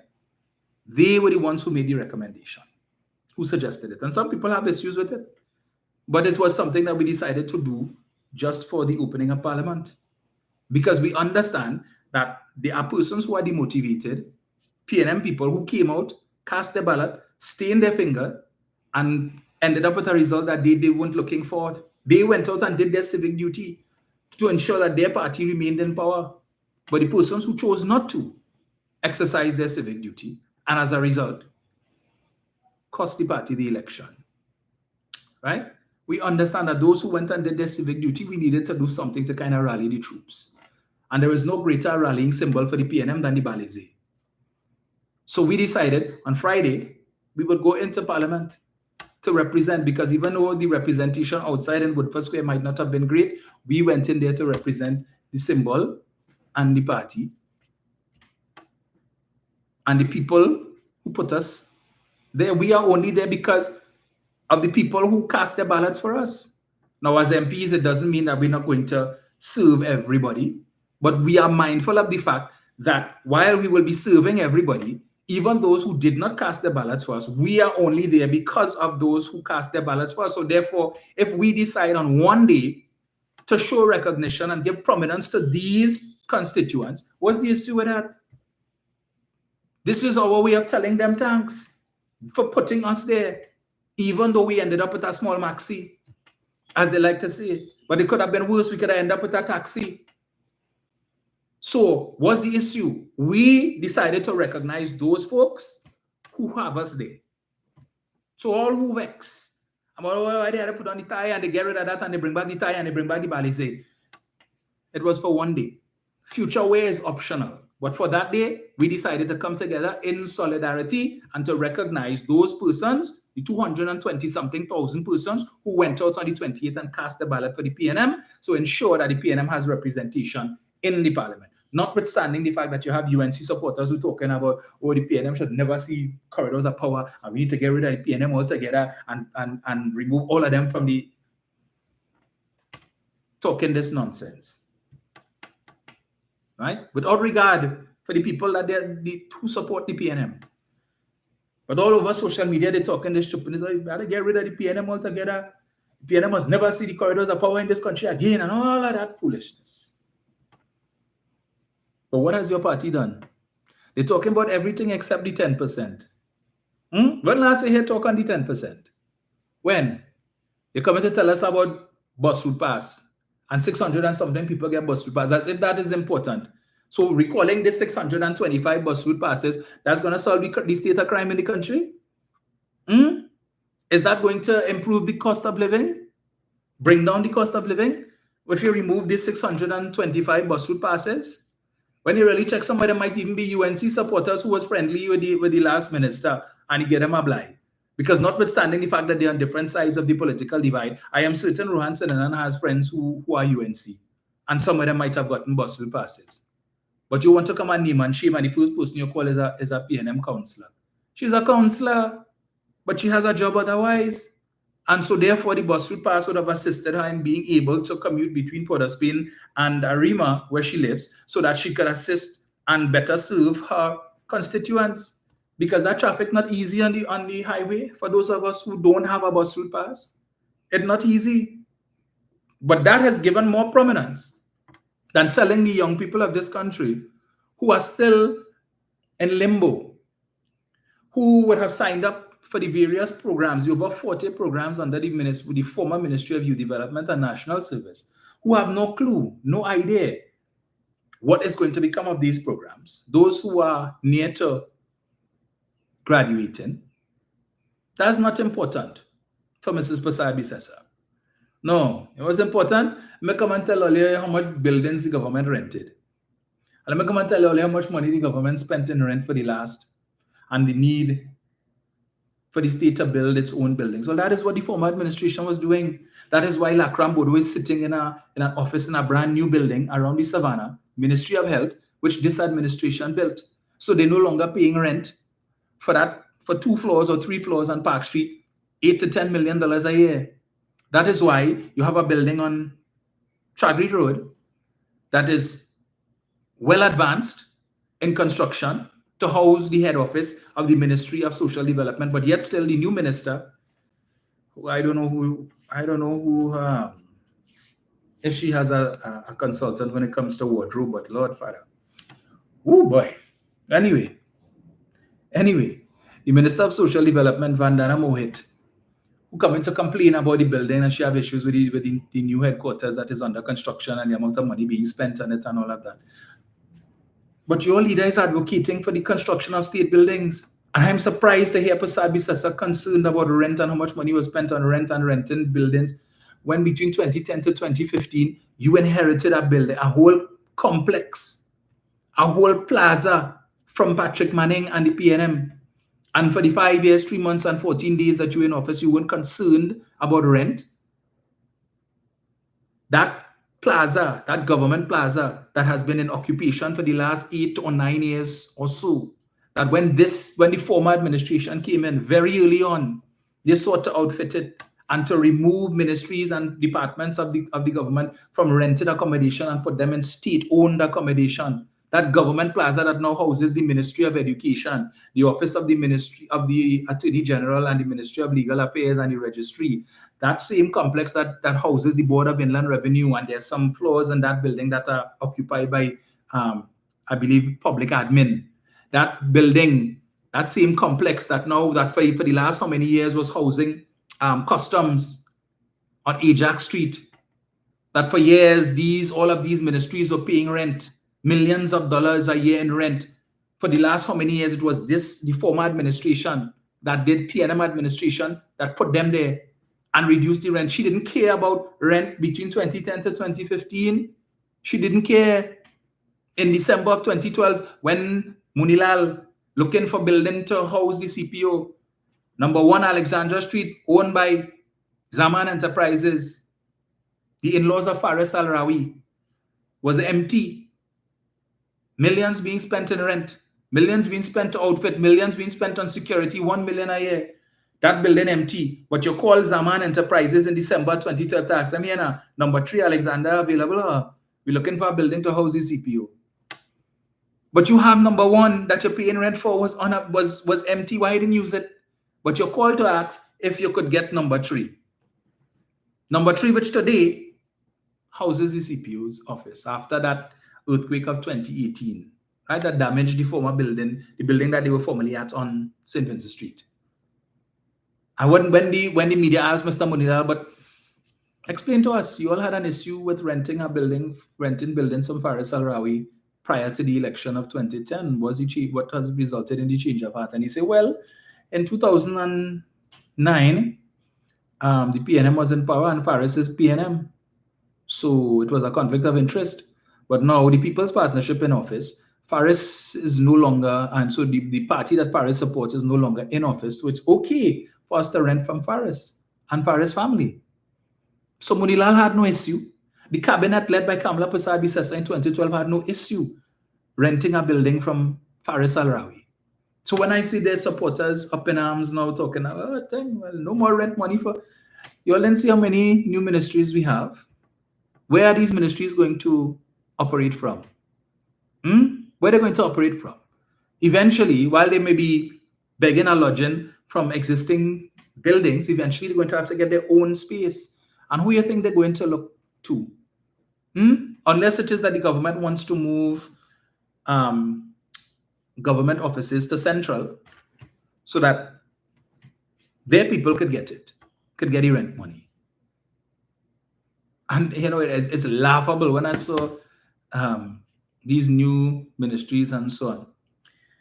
And I recall that I told you all the other day when Kevin Ramnarayan, former Minister of Energy, who another one who again nothing, salt, all the talky talk and yappy yap, nothing. They give nothing. They give you a work as a valet. Salt. I'm gonna get this here. I'm gonna remind. Where is it? So it's a good thing is to screenshot these things, eh? Bunch of jokers. Let me get it here. What was the quote that he blocked me? The solution to governance problems cannot be to create more government. Let me repeat that. The solution to governance problems cannot be to create more government. So what did Mrs. Prasad Bisesa and the UNC just do? Not create more government? Ministry of Homeland Security, Ministry of Defense, Ministry of Justice, all of that to fight crime. Has crime gone down? Seems to me every day we see reports of about one or two persons getting killed, persons getting stabbed, home invasions. All of the crimes that they were complaining before about still exists, still rampant. And every time you go in the comments, all you see it, Roger that, Roger copy. People want to know, where is Roger? Where is Captain Roger? Where is Roger Alexander, the super crime fighter who was supposed to, yes, from the time you see the win and the bandits here, Roger Alexander is the Minister of Homeland Security. That is the crime dead. No more crime. Well, apparently the criminals didn't get the memo that Roger Alexander is the Minister of Homeland Security. Poor Roger still fighting, trying to find a proper tailor. Yeah? Always fighting with his suit and them. The other day, I saw a picture with him and Wayne Sturge. And I think it was the ambassador or the High Commissioner from Canada or something, paid them a courtesy call. Alexander looking like he have on the suit that Sturge supposed to be wearing, and Sturge looking like he have on the suit that Alexander supposed to be wearing. Poor Alexander. The man looking so out of it. He's so out of it. Somebody needs to remind him you're not in the police service anymore, sir. All right, but anyway. Poor guy. But what's going on? People want to know. All these promises all they make.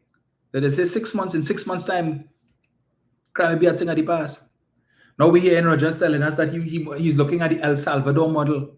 We never hear about that during the election campaign. No talk about El Salvador. They have the solutions. They have the answers to crime. That's all Kamala saying. We have the solutions. We have the answers. Now you come in office and your minister telling us, well, I'm looking at a few things.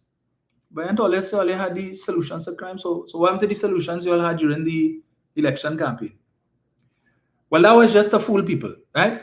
But now that I've been in office and realized the enormity of the task, I'm trying to figure it out. So give me 6 months now. But I'm looking at the El Salvador model, you know? El Salvador, where Donald Trump just sending people, immigrants, and they pick up, they snatch you, and the next thing you're on a plane to El Salvador, and you end up in a prison, like they call it the Gulag or whatever it is, worst treatment ever inside there. Yeah? Where there is no regard for human rights. But the same party that made itself the defender of constitutional rights, people have the right to apply for bail and the right for this and the right for that. You have the Minister of Homeland Security is looking at a model that requires, right? Requires that you impinge on people's constitutional rights. So right now they have no plan. Because we never hear about that before. Where that come from? We heard during the election campaign, walls, gates, cameras. That is the solution. Because in the big shot communities, the wealthy communities, the wealthy neighborhoods, they have cameras, walls, gates. We give up on the walls, the gates, and the cameras? That can work again? Hey, Roger? Or is that still part of the plan, in addition to? So somebody was telling me this morning the newspapers have moved crime stories from the front page to page 38. So if you want to know if there was any crime, anybody can tell me how was the murder figures? I heard Ian Allen used to have a running tally. All of a sudden it disappeared. I don't know. I don't look at crime much. Right? The only thing I know about crime much is the little snippets that I see on Facebook. But I've never looked at that program. Never had any interest. Last time I think I looked at that was many, many years ago when it had a fella who was on the run from the police and talking about 1 is 1. Something to do with Okro or something like that. Can't remember. 1 is 1. Yeah. Anybody knows? What's the crime figures? The murders? We ain't talking about that no more. Nah. It was government priority, bus route pass, rental of buildings, things we didn't ever talk about. We're going over the 10%. We're going over the 10%. Even if you don't have it yet, why are we not talking about it? What are going on with the 10%? That's what the people want to know. You all got votes because all they promised the people will get 10%. At least. Negotiations starting at 10. Leroy get big work. He's the Minister of Labor. All of a sudden, Leroy gone quiet. Leroy reminds me of Errol McLeod. The OWTO speaks. All these men who don't even need a megaphone to talk before election. Election come now, they get big work. All of a sudden, they get pip. All I hear from the only time all I hear from Leroy was when he took his oath. The only time since election you hear Leroy mouth is when he took the oath of office. Since then, he gone quiet. They pulled Felicia, tell she, hey, come, you need to say a few words on the platform here. I think it was last week at the post-cabinet. They say, hey, come, say a few words. Because people are asking about 10%. So you deal with that. You tell your people. Let's know. Let me get to something else I'm looking for here. But again, I'm asking the question. What going on with the 2.6 billion? Let's say in thief. And Mr. Tanku was supposed to provide a report on the state of the Treasury since the Tuesday after he assumed office. What going on with that? Was that report published? He said that after he said by Tuesday, the Prime Minister told us, the member for Paria, I need to correct that anyway.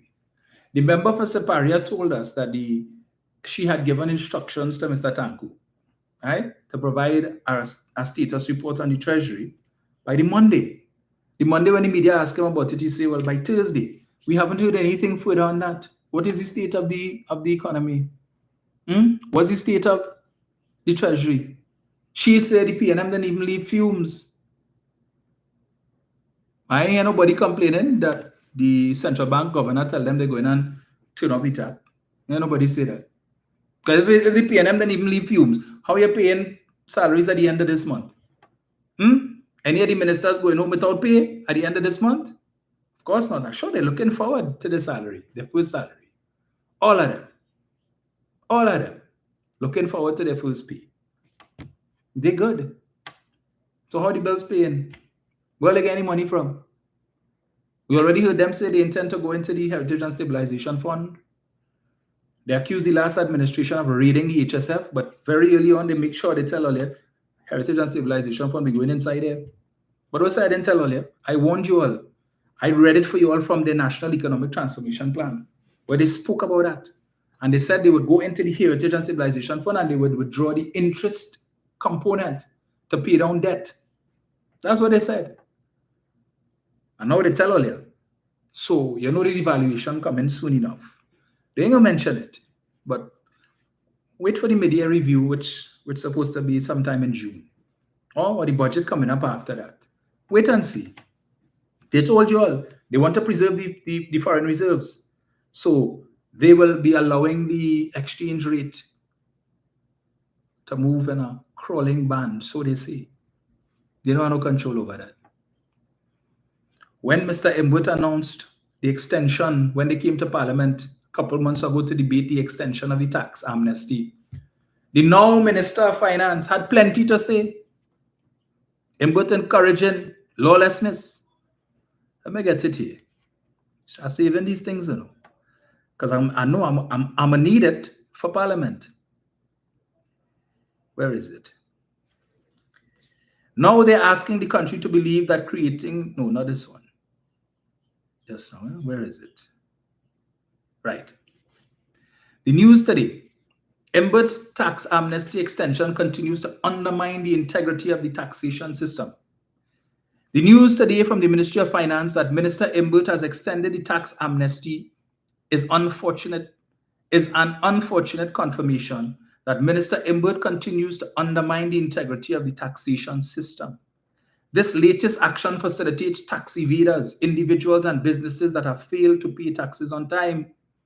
This means the minister is fully aware that there are still a substantial number of offenders who, despite multiple amnesties and extensions already given, have refused to meet their obligations to the state. The extension of the amnesty sets the wrong precedent that the government is willing to turn a blind eye to lawbreakers, which is completely unacceptable. It is an open insult to civic-minded persons and businesses who have diligently abided by the law and filed their tax returns and made their tax payments on time. Imbut's priority should be on creating new and sustainable revenue streams. Instead, he continues to provide a list of these delinquent businesses who are effectively defrauding the tax-paying citizens of this country. Further, the minister should advise the country of how much money is still outstanding due and why legal action has not been taken to pursue these lawbreakers. It is unacceptable that tax evaders continue to get a blight from the government while average citizens are being threatened with legal action, fines, and even seizure of their properties. They do not pay the PNM property, if they do not pay the PNM property tax. For further information, please contact Mr. Devendranath Tanku at 725-4862. Mr. Tanku, just a couple months ago, chastising the then Minister of Finance, Colin Imbut, for extending the tax amnesty to the 2nd of May. And this last week, he announced his government, he as the minister, is extending it to the 2nd of August. So I get another, 3 months blind? So I guess his extension is not undermining the integrity of the taxation system. Nah. That's when you're sitting in opposition and you like to oppose for opposing's sake, without doing your proper research to determine what is the rationale behind certain actions that the government takes. So all of the things that they were criticizing the past PNM administration for, that they are now implementing and that they are now continuing with. And they painted a picture on the election campaign that this was the worst and the most incompetent administration. And we see them following suit with a lot of the things that they criticized. Right? But as I say, yellow is the code. The code for what? Now the activists complaining. Going on by no money. We wait to see if every year on the 28th of April, if they're going to have a celebration. You know, they never see come see, as they did between 2010 to 2015, the 24th of May, every year they had a big celebration in Narang West, and they pay a certain money to hire artists and all kind of thing to come and perform. Never thought they would have gotten in office. And here they are. Listen to this.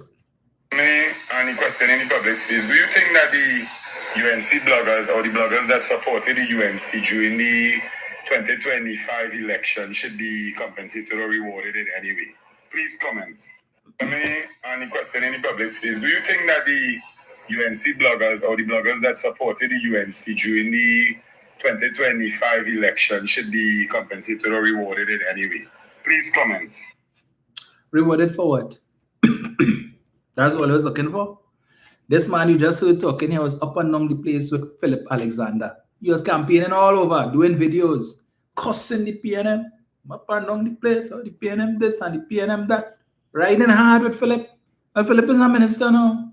You ain't get no reward. So you're asking the population to what? To come and say, yes, you all should be rewarded. That going to make a difference.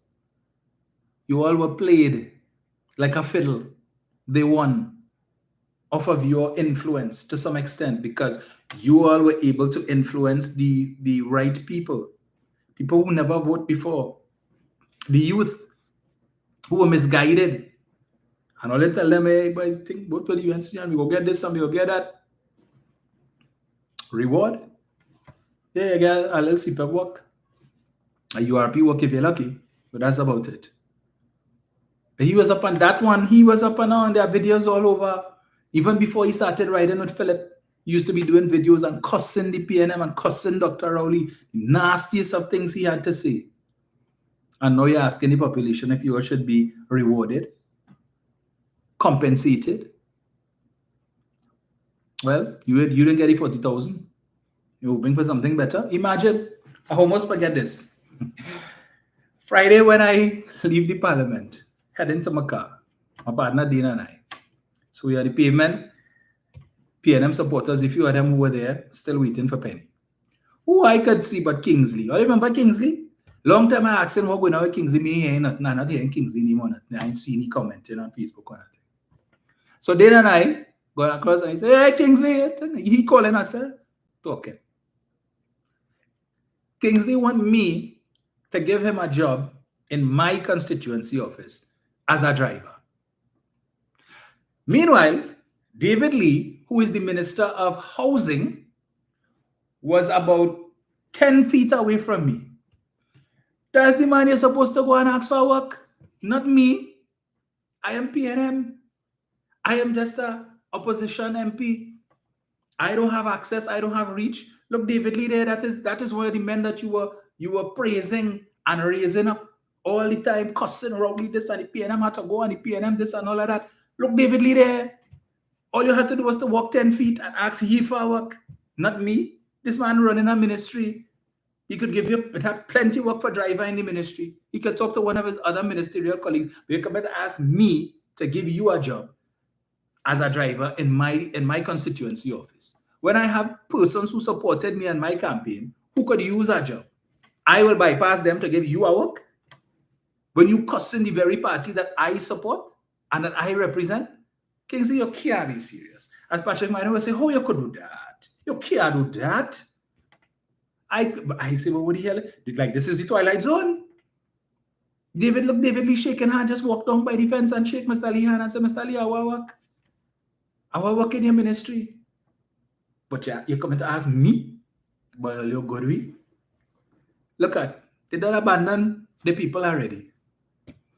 For years, the last so much years, Kingsley going on hard, he fighting. Anybody who bad talk, I'm like, you want to hit your bellas. Anybody bad talk, the UNC ready to fight.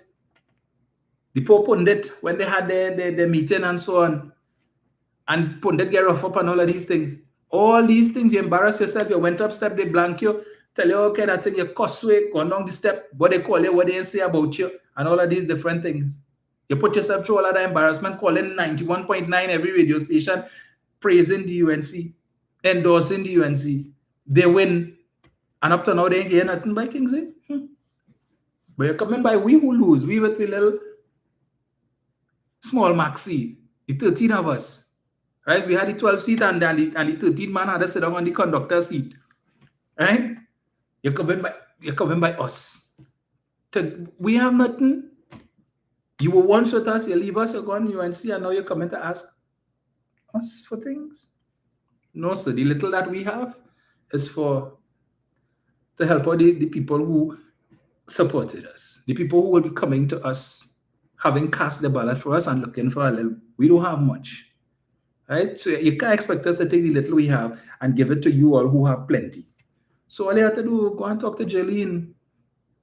Well, you know what Jolene thinks of you. Go by Naked.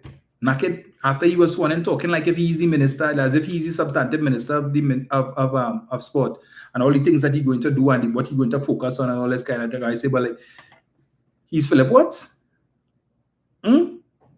Anyway, and this was supposed to be a short life, eh? See all this catch me? But anyway, it's been a while. But there's so many other things to talk about when we look at the lineup.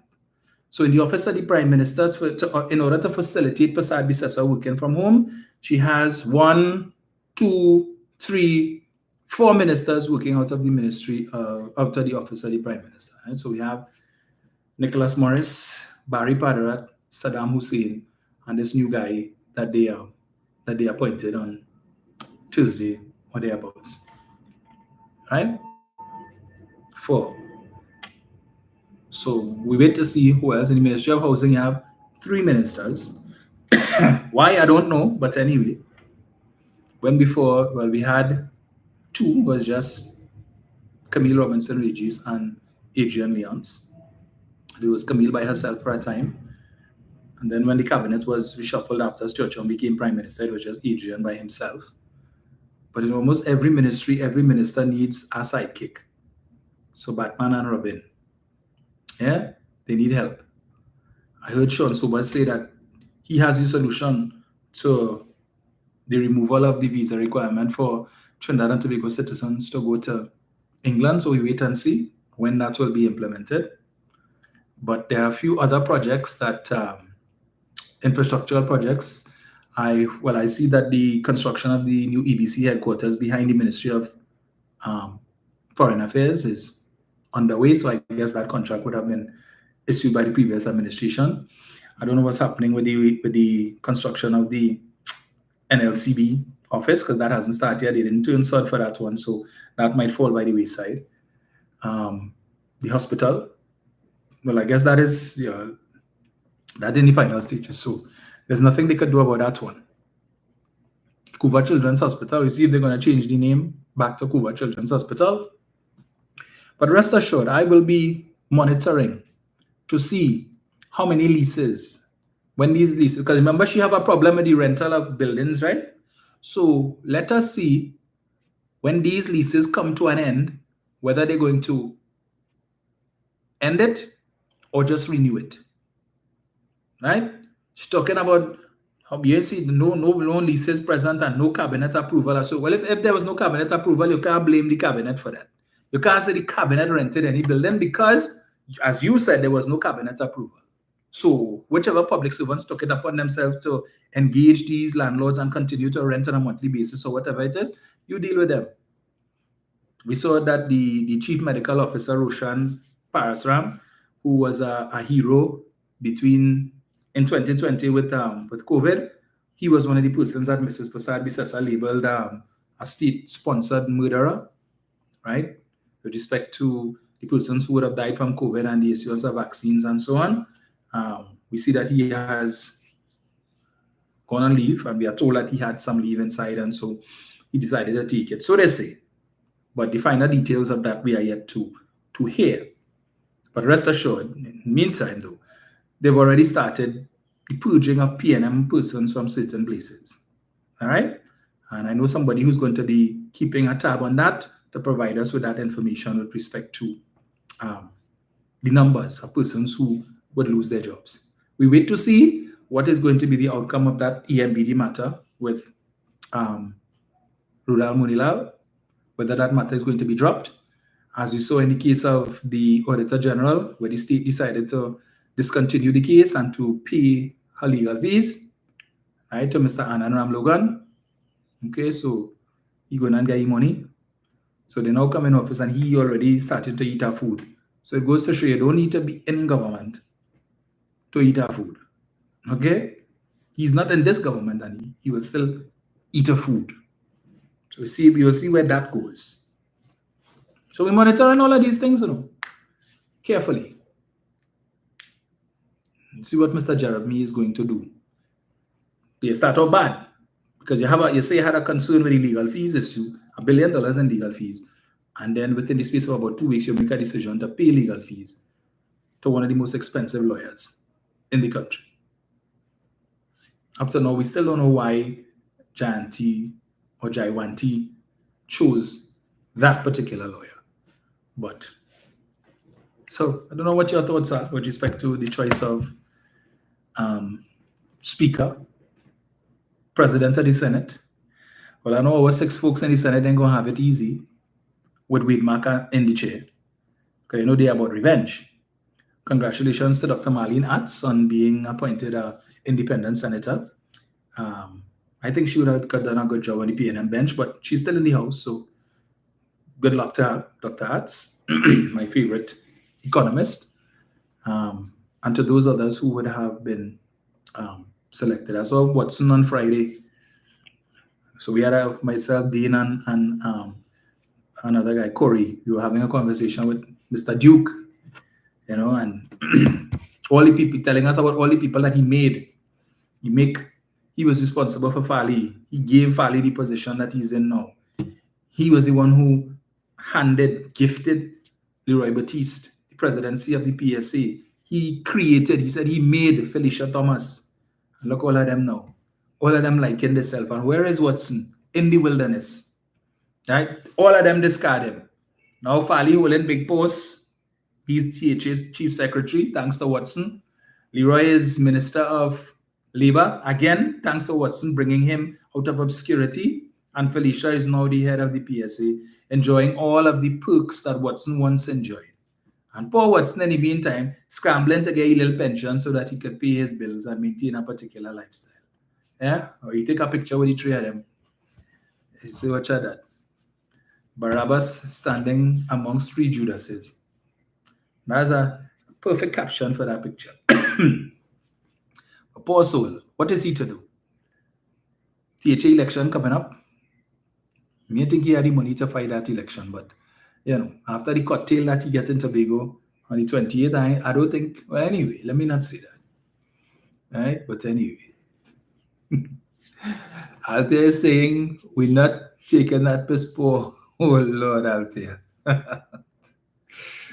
Let me see here. Sedena says noted. Oh God, you're brutal today on YouTube, boy. Oh gosh. Daniela says Leroy ain't going to do anything for public servants. I agree with you 100%, Daniela.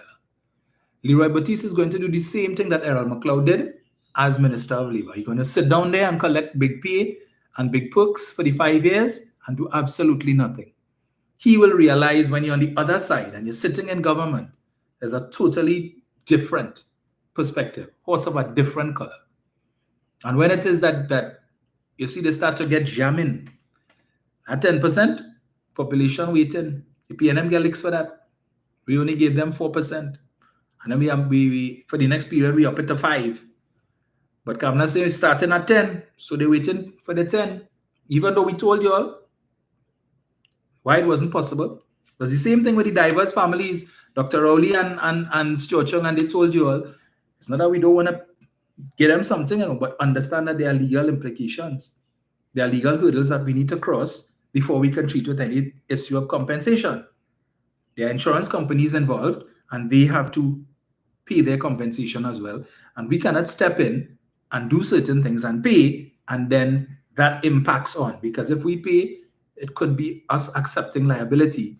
And as you know, OSHA has charged Paria and certain individuals in Paria as well as LMCS. No discussion as to whether LMCS has yet paid workmen's compensation, which they should have. We don't know what's going to happen was with that. Whether or not they paid any money out of their pockets, despite the fact that the Commission of Inquiry showed that the responsibility for the Delta P lays squarely at the feet of LMCS and their negligence. Right? The report is there. It's on the Parliament website. Supporters of the UNC not talking about that. Everything is Paria, Paria, Paria. Only Paria. Because Paria didn't want to launch a rescue. But Paria should never have had cause to launch a rescue if LMCS had done what they were supposed to do. If the supervisor, as is stated, as was borne out in the Commission of Inquiry, didn't try to cut corners, then the Delta P may not or would not have happened, and the 4 men would never have ended up in the pipeline in the first place. So there would have been no need for a rescue. We don't know what their conditions were in that pipeline, right? But they didn't want to hear. UNC said they're wicked, the PNM wicked. Well, they come into office now, And the same thing that Keith Rowley and Seochong were telling you all, you're coming now to tell the people, well, you know, there are certain legal hurdles that we have to cross before we can pay compensation. And the same UNC supporters who was cussing the PNM, how they heartless and they wicked and they evil, and they spent $15 million on a commission of inquiry and not 1 penny and 1 cent for the families that they diverged. You all are willing to accept that from your leadership, telling you that. And it's okay. It's okay. But when the PNM was telling you, this is why our hands are tied and we can't pay, the PNM wicked and evil and don't care and they heartless and don't care about people. But Kamala come to tell you all the very same thing. Yes, you know, yeah, she's a nice lady, you know, we know she will pay them the money. But there are certain legal issues that they have to get over before she could pay it. You're taking that. You're taking that from them. But you weren't willing to accept it from the wicked and evil and heartless and careless PNM. But our internal election is coming up, as I said. So there are certain critical positions, and it's necessary that we get the right people in these positions to do the work. I keep hearing people talking about we need to rebuild. I say there's nothing to rebuild. What we need to do is recalibrate. All right, all the parties is a little bit out of alignment, and we need to get back into alignment. But the PNM is strong, right? We know our supporters are out there. It's just a matter of winning them back. Some of them are going to come back on their own because they realize, okay, you try to teach the party a lesson, but yeah, you taught the party a lesson, but you taught yourself and others up because elections have consequences. And so the people who have lost their jobs, who will lose their jobs, unfortunately, persons who will be victimized over the course of the next 5 years, despite what the present administration says, you would have had a hand in that. Okay? You would have had a hand in that. And make note, the PNM lost, and there's a difference between the PNM and the UNC. We lost the election. The party has taken ownership of that loss. We didn't blame the EBC. We didn't say the EBC thief. We didn't claim that the EBC, the chief elections officer, is this one cousin and this one Nenen and whoever, and she biased. We didn't go on social media and complain about the supporters of the UNC voted based on race, which is what a lot of them did. We didn't do that. We accepted blame for the loss. We accept that we didn't, well, not we, I wasn't there. But those who were there accept they lost touch with the ground. They didn't listen to the people, right? They did not listen. And the people were telling them this, that, whatever certain decisions were made that our supporters didn't agree with, and it was proceeded with, and well. But in the first step in recalibrating is acknowledging where you went wrong and trying to fix it, making amends wherever possible. So going forward, you could win back the support. But don't try to cast blame on everybody else and everything else and say, well, nah, it's not we fault or whatever. Accept blame where blame lies and proceed from there. That is what the other side who is now in government, they don't ever do that. And they don't do it because their supporters are enablers. Right? So Kamala could have lost the election how many times? They don't care. They ride in strong with Kamala. Ride in strong. So they know they have certain seats that are not going to move. We in the PNM, we can't say that. Because even though we won 13 seats, when you look at the margin by which we won, it could have been worse. It could have been worse. And that's one thing that our supporters could learn from the UNC supporters. You see, when it comes to, because the thing is, there are platforms and there are organs of the party that you can use to voice your opinion. Use it. And how do you do that? By becoming a member of the party. So if you're in a party group and you find the party not going, the party moving left, or they're not operating as you think they should, you start with your party group and you voice it there. Start there. You have your constituency executives who have representatives and general council. Make sure that they take your positions to general council and let the leadership of the party know what is what. Rather than, but at least try and fix it at that level. Rather than you decide, well, they want to listen, well, all right, election coming up, we go deal with that.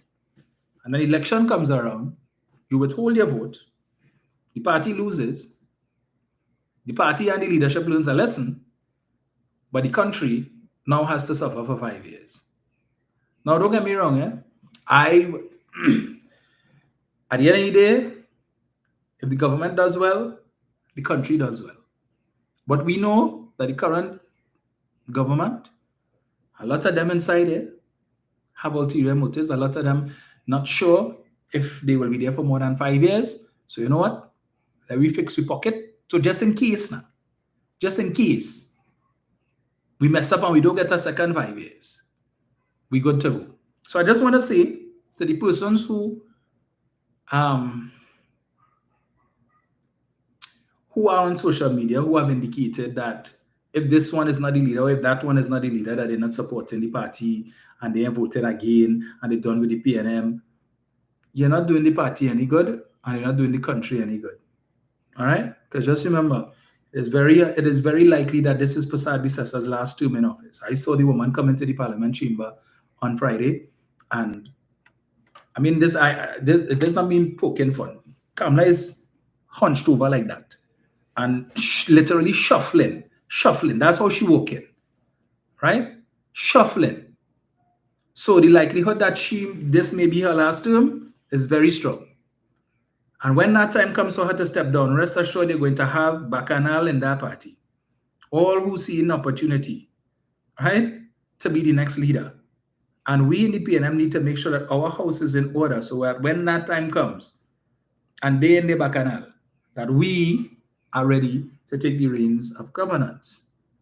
But if it is that we want to prolong this issue, that well after the 29th of June, we will still have people bickering and fighting and who are supporting the party and who vex. And you have until tomorrow to submit your membership forms so that you can cast your ballot. If you don't take advantage of the opportunity, then don't complain. Whatever is the outcome, do not complain. Whichever side of the fence that you're on, do not complain. You want to have a say? Do it with the ballot. Please. All right? Because some of the stuff I've seen on Facebook, as a supporter, as a member, and as a parliamentarian, I'm very disappointed in some of the things that I'm seeing. Some people have influence. Let us not... We don't go down that road now. For years, we heard the PNM doesn't wash their dirty linen in public. For the last couple of months, what going on? What really going on? When did we cast that aside and fighting each other? That is not the PNM way. How can we recalibrate? How could we move forward when we have all of this set of fight? Now, I understand people have their choices, but at the end of the day, they let democracy prevail. You have an opportunity, but again, you could only vote for who offers themselves. So maybe more contenders will come forward over the course of the next 9 days. I don't know. Certainly wouldn't be me. I'm not interested in any leadership of any party. Right? I'm young in the game. I am not, so I'm not qualified for that. So let me stay in my lane and run for what I believe I could do. Right? So as I said, I'm still contemplating social media officer. I think there's a lot of work to be done there. I think that contributed significantly to our loss at the polls. And people keep saying it. The UNC beat us on social media, go in and come in, beat us real bad. We were not responding. In our response rate was not satisfactory in comparison to what the UNC was putting out. And when we did get good stuff and good content to put out, by that time, they had already infiltrated the minds of people. So anything that we put out at that time was too late. Right? We were lagging way behind. And I can tell you the Youth League and my own constituency have said to me, look, if you run for social media officer and you're successful, we are on board. We have ideas as to how we can reach out to the young people like ourselves. We have the wherewithal to be able to utilize TikTok and the other social media platforms that persons our age frequent. We think we have the capacity, we have the content, and we are willing to work with you to be able to do. And that is good that we have the young people are saying they want to come on board, because they were looking and they were saying, you know, the things you all were putting out really didn't appeal to us. It was not in a format that we could digest, and we voted because we supported you, we support the party, but it was weak. So give them an opportunity to contribute, because there's a whole and a whole significant portion of persons. A lot of people have reached out to me requesting how they could go about joining the party. So I am encouraged by that. I have a few forms to drop off at Barry's house tomorrow. Persons who have called me, so we will deal with that.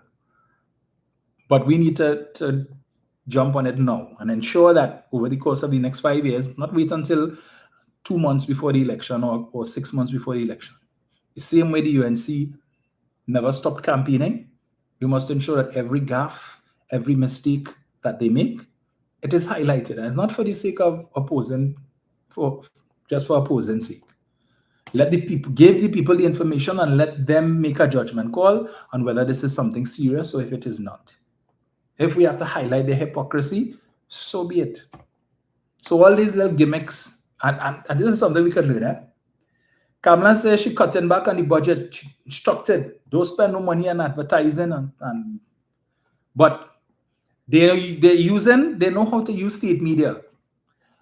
After Kamala was sworn in, the amount of time I heard Kamala's speech on Suite 100, on 91.1 state media, I could have almost recite the speech word for word. Every time you hear the speech now, 5 minutes later they go on to an ad. You hear the speech again. Every time I jump in my car, put my radio on 95.5, I hear it. I say, but what the hell is this? We heard the speech. Why you need to keep playing it over and over and over? So it seems like the PNM was afraid to use state media. Then, a lot of these ministries, I didn't even know they had Facebook pages.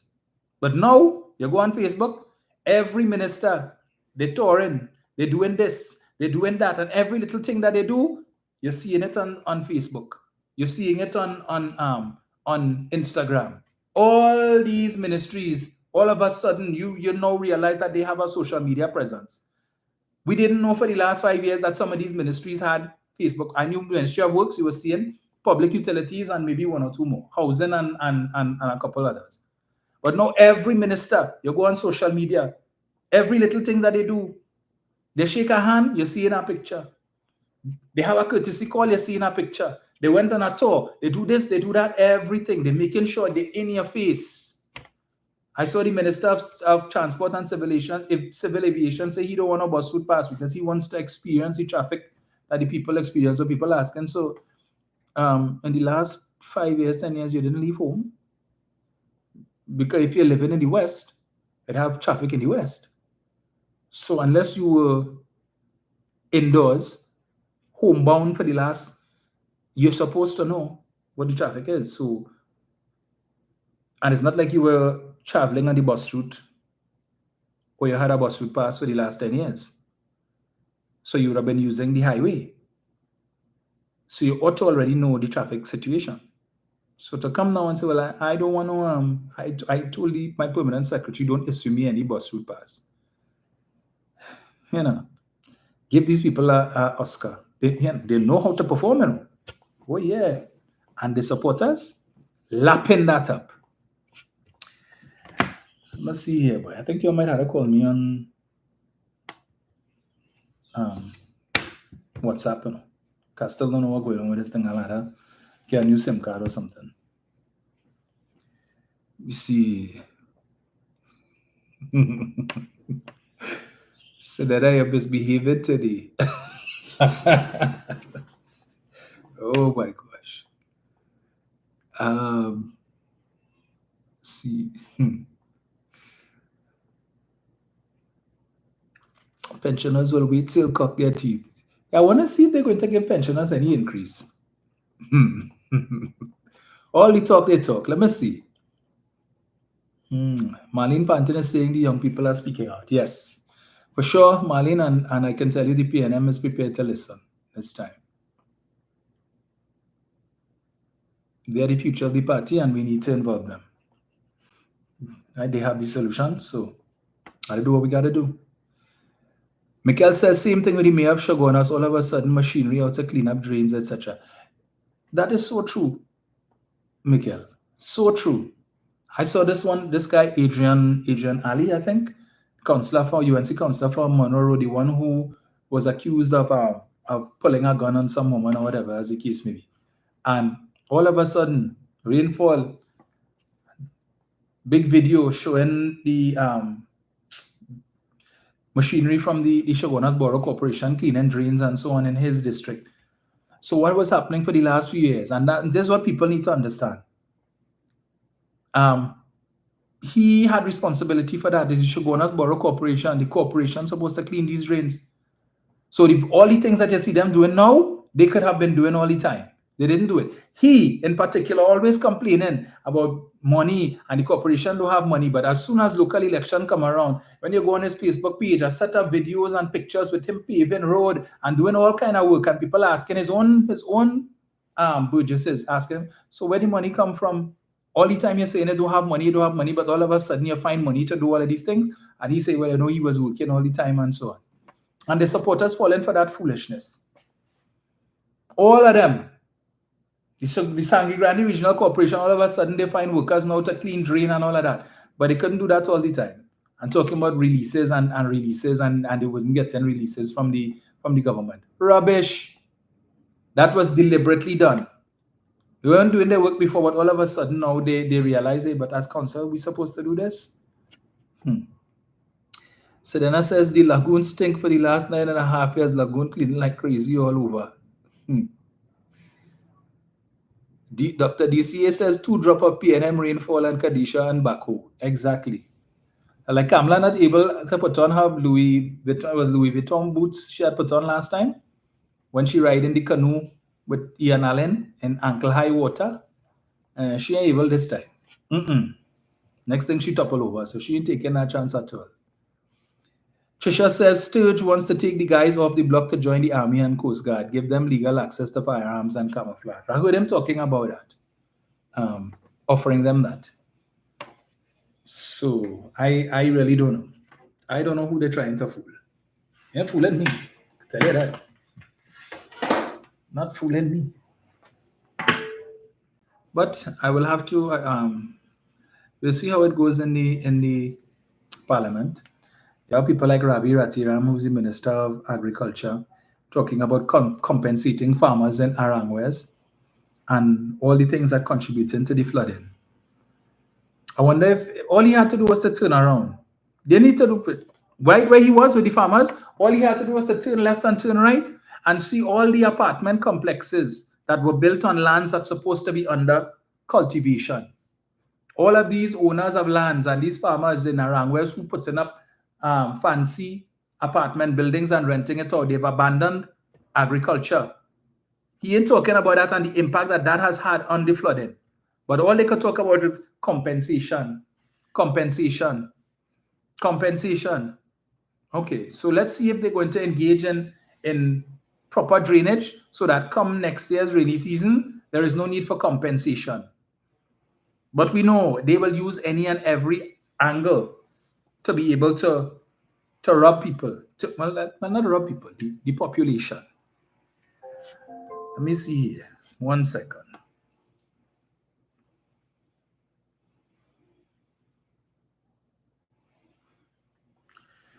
Hold 1 sec, caller. Let me just get this here.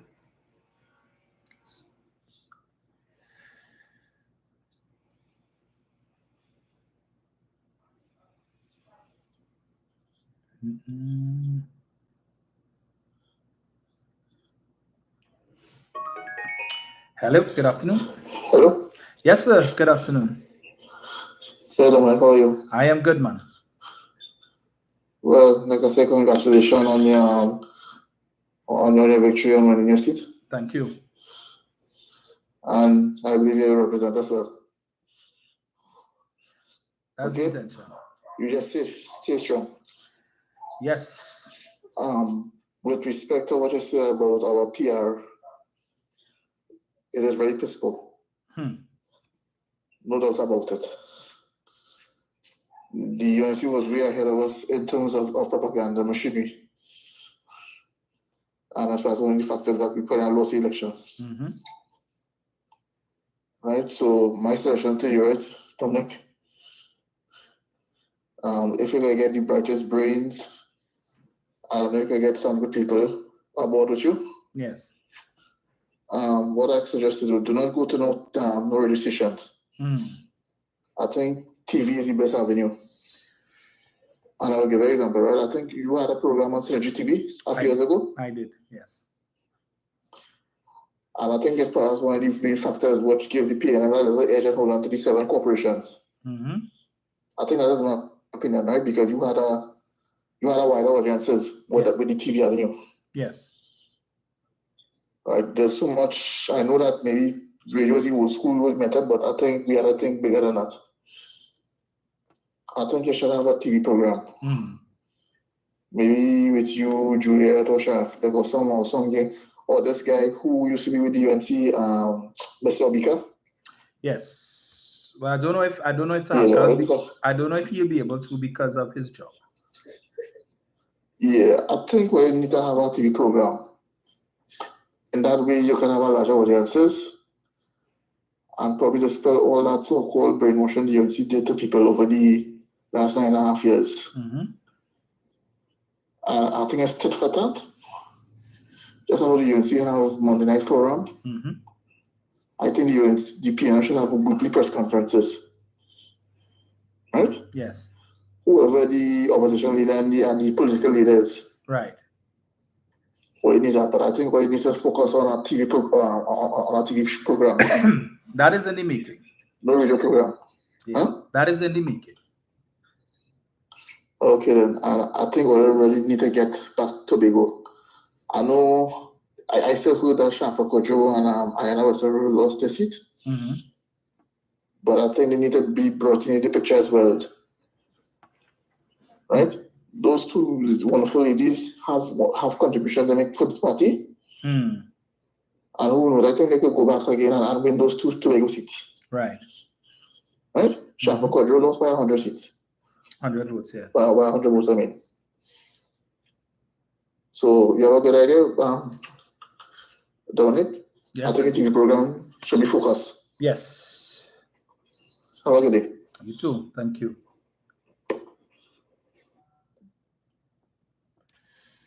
Right. Michelle, the number is 7701763. As I said, you'll have to call me now on WhatsApp. 7701763. I don't know what's going on with the thing, so I had to get that checked.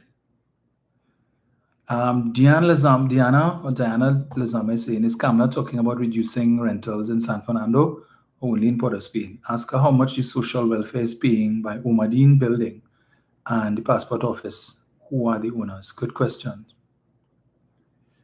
Sherwin Humphrey saying that they're taking kudos for the rice Guyana gave us.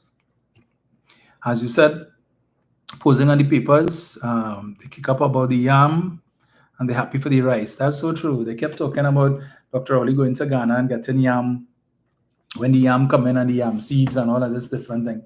But they're praising. They're happy to get rice seeds. Hello, good afternoon. Dominic! Oh Lord, leave it there. What's going on? All is well. You're calling to congratulate me? But I did that already. I told you I was going to win. No, yeah, but when you tell me that before, will I win? Yes. That's right. So congratulations. Thank you, sir. Hey. So you get your partner work as a driver? Yeah, right. No, I just called it easy, my friend. Yeah, Bacanalis. My brother, enjoy yourself. Thank you, sir. Don't work too hard. I do have that. I will leave it there for now. Thank you, sir. Unfortunately, I don't have that luxury of not working hard. Hello, good afternoon. Hey, good afternoon, bro. How are you? Hey, boss, I good man. Yeah, thank That's one. Thank you. Listen, I saw the probable disgust on your face, on your counter, while I was looking at the program, the swimming and the European. I saw it. Don't worry. I know you tried, but I saw it. It was very disgusting for me as well. And I'm a doyen of the Parliament channel and looking at all things concerning government. But it would be hard to engage with them over the next 5 years, especially with new leader government business. Yep. It was the last 2 weeks have been difficult. But we sticking with the team that packs and stuff and things. Yes. So you all immediately have to attack the fact that the same SRC report maligned salaries is what is now being used to pay the largest cabinet in our country's history. Where we'll be breaking a record in terms of cabinet size over countries like Japan and the USA, the UK, and so on. You gotta be that tough, Yes. And when people talking about the campaign was weak and so on, and that we missed a vote, the vote wasn't missed, but again, the PNM's campaign of truth and giving people facts was not palatable to the talk sets. Right. And they will soon realize, as a friend have begun to tell me who work through UK ministries now, and I'm sure you are hearing that as well, that the return of short-term contracts month to month is here. And that many people who had such contracts or were contracted for longer periods have already been let go in various ministries and so on. Right? And the every winning relates to people who look a particular way, who look like most members of the opposition. And this is something that the opposition has to hold on to.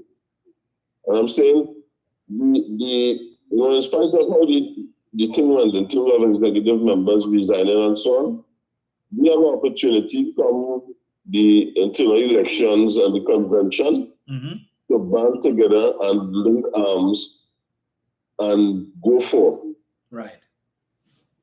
This now is like the 300 Spartans at Thermopylae, facing the horde of Persians. And what we needed now is the ability to stand together and face it, because the tumult will come. And the good thing about it is that you are on the independent benches, you have a kindred soul in Dr. Atz. And I am confident with the group that would come from Mr. Dan Paul and the good self in the law house, they could be kept on the tools where financial matters are concerned and facts. And I believe that once people realize what they have lost in terms of programs and the sleight of hand they will be getting, something will happen in terms of awakening the consciousness to realize, hey, here it is, we missed an opportunity. Yep. Right? So I have no fear. I too also intend to officially become a member. I've already spoken to someone who can endorse my membership form. Right. And I will join, because I'm saying now is the time to join. Perhaps if we had won complacency, we would have set in and things. But now is the time to take the battle and go forward. Because it's trying to be who we are the same. Right? Like I say, it will be hard. Godspeed. I have no fear for you to engage them. But it's just that now is the time for closing ranks together and not desperately. Correct. Take care, brother, and good to see you, man. Thank you, sir. Back on board. Have a good enjoy the rest of the evening and all the best to the departure stuff and things too. Indeed. We are here, we are steady, and we will stay. Take care. Thank you. Hello, good afternoon. Hello, good afternoon, Mr. Romain. Yes, sir. Good afternoon. Yes, sir. I just again want to endorse you and congratulations on your official status of Member of Parliament. Thank you. I believe that we will be ready. The young people will come out this time and make their voices heard at the convention and going forward. And also, I just want to leave by mentioning one critical thing.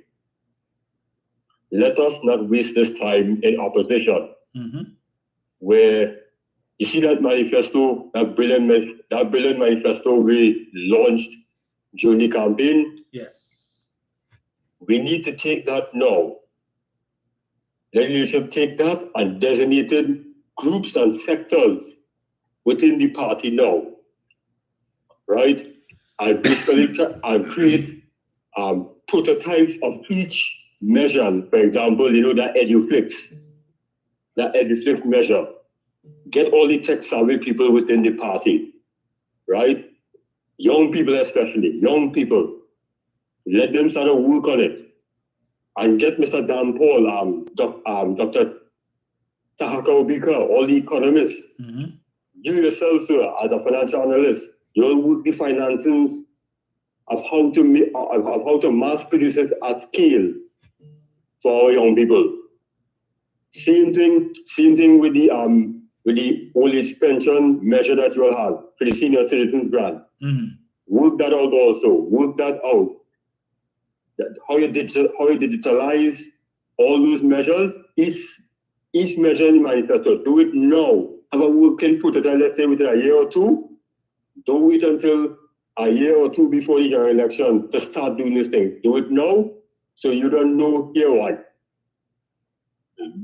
We know how this works. We have an idea, a rough estimate of the ballpark of how much it will take in the future for the next year election when we get in government, how to mass produce that for all the citizens at scale, right? And also, this technology is timeless, where no matter how much technology advances, it will always be adaptable to the future.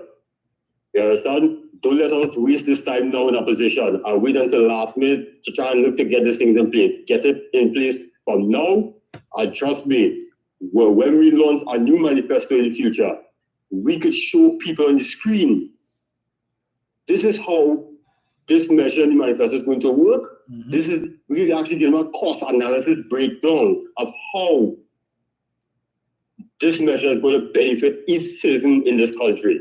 I think that's how we're supposed to be going forward as a party in the future. We're in the age of artificial intelligence, and we need to use that as our advantage right now while we're in opposition from now, not 2 years or a year before next year election. Thank you very much, sir. Thank you, sir. Take care. Great program. Thank you. Right, so I'm seeing some interesting conversation taking place on YouTube here. Anon says there is a formula UNC is using to play with the minds of citizens, and no amount of social media would help. We need proper families, well educated to withstand brainwashing. Agreed. But they are using social media in order to do that brainwashing. Because I recall I saw some videos of young people on TikTok. You all remember I told you all about the young man who did the video, and he was talking about how with the homestead program, and he was saying, look what the PNM want to give we the youths. They were waiting to go and dig dirt in the hot sun. Some program under Ministerial Youth Development where they were waiting to go and dig dirt in the hot sun. This is how the UNC was representing that program to these young people. The PNM want all to go and dig dirt in the hot sun. And then, you see, we've never really dealt with that. You see that 1% talk? I don't think we've dealt with that in the way that we should. But now that they are in government, let's see how they are going to deal with it. And I'm monitoring it. We have some buildings in and around Port of Spain that, as I said, were rented or were occupied by the state between 2010 to 2015. And very early on in the life of the last administration, those buildings were vacant and have remained vacant for the last 8-9 years. So I will be looking on to see if in the coming weeks and months, any of these buildings that for the last 8 years and 9 years have had a sign on it saying for rent whether or not that sign is going to be removed, and you see a government sign or a ministry sign pop up on these buildings. Because you can't come to tell me you're talking about how much money is being spent on rent and all of these different things, and then you're going to come and rent some of these same buildings from the same people. You're not serious. You can't be serious.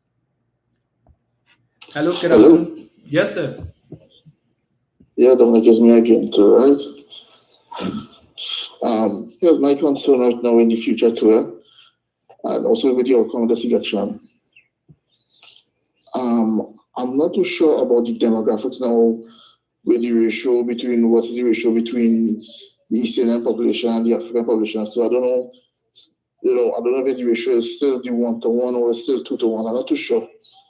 But based on what I see with the seats, right? I noticed that there are certain seats which was considered PNM safe seats seem to be going in a direction which is not in favor of the PNM. And I'll give you two examples, right?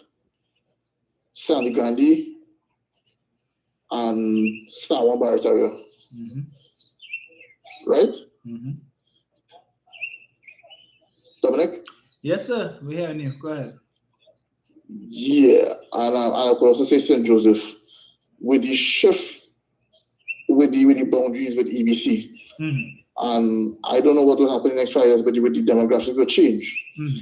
But I noticed that these summer baratars seem to be turning more into a UNC safe seat, and I think that is my concern. So I think what we have to do in the future, if we could convince a portion of the East Indian community to gravitate towards the policies of the PNM. And I think we gotta look at that also, Yeah.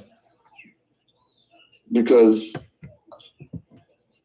God forbid, if it is that this government want to change our style of voting from the first past the post to proportional representation, well, what is for in Guyana? That is our trouble. That to me, that is a red flag. Yeah. Right? And we have to look at that as well. I'm so surprised that the Sita point went in favor of the UNC. That should not be. Well, again, okay, I will listen to you. What is your opinion? All right. Right, because I don't know if the population, the African population has reduced to the point that there's another ethnic group that is much more dominant in this country. And maybe that is one of the factors that probably lost the election as well. So I will listen to your opinion now, Dominic. Thank you. Right. So it's not a case of there being an increase in the ratio of East Indians to the persons of African descent. We cannot discount the fact that the UNC pulled out all the stops for the last election. They would have utilized social media well, I understand. They would have brought in some prominent persons from Jamaica who would have assisted in running their social media campaign. And of course, they paid people to vote. They gave out money. And in the absence of reciprocity on the part of the PNM to hand out money, remember, a lot of these persons were first-time voters, new voters. So there is no party loyalty there. So if you see some youths on the block and thing or whatever it is, and they're unemployed, I tell them, hey, come and ride with me, but get some money.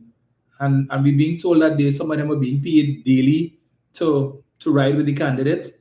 And then when the election comes around, as I said, because a lot of these young people are not part of any party, so politics is not foremost on their minds. So unless a particular political party goes out and tries to recruit them and get them to understand the politics and build that loyalty. So gone are the days when they used to say, well, PNM till are dead, because a lot of the people who were PNM till they're dead are dead. And so when you grew up in a PNM household and they're like, hey, there's only PNM in this house, Nothing else. The grandmothers and the grandfathers who were strong in the PNM, who were there from the inception, are no longer there.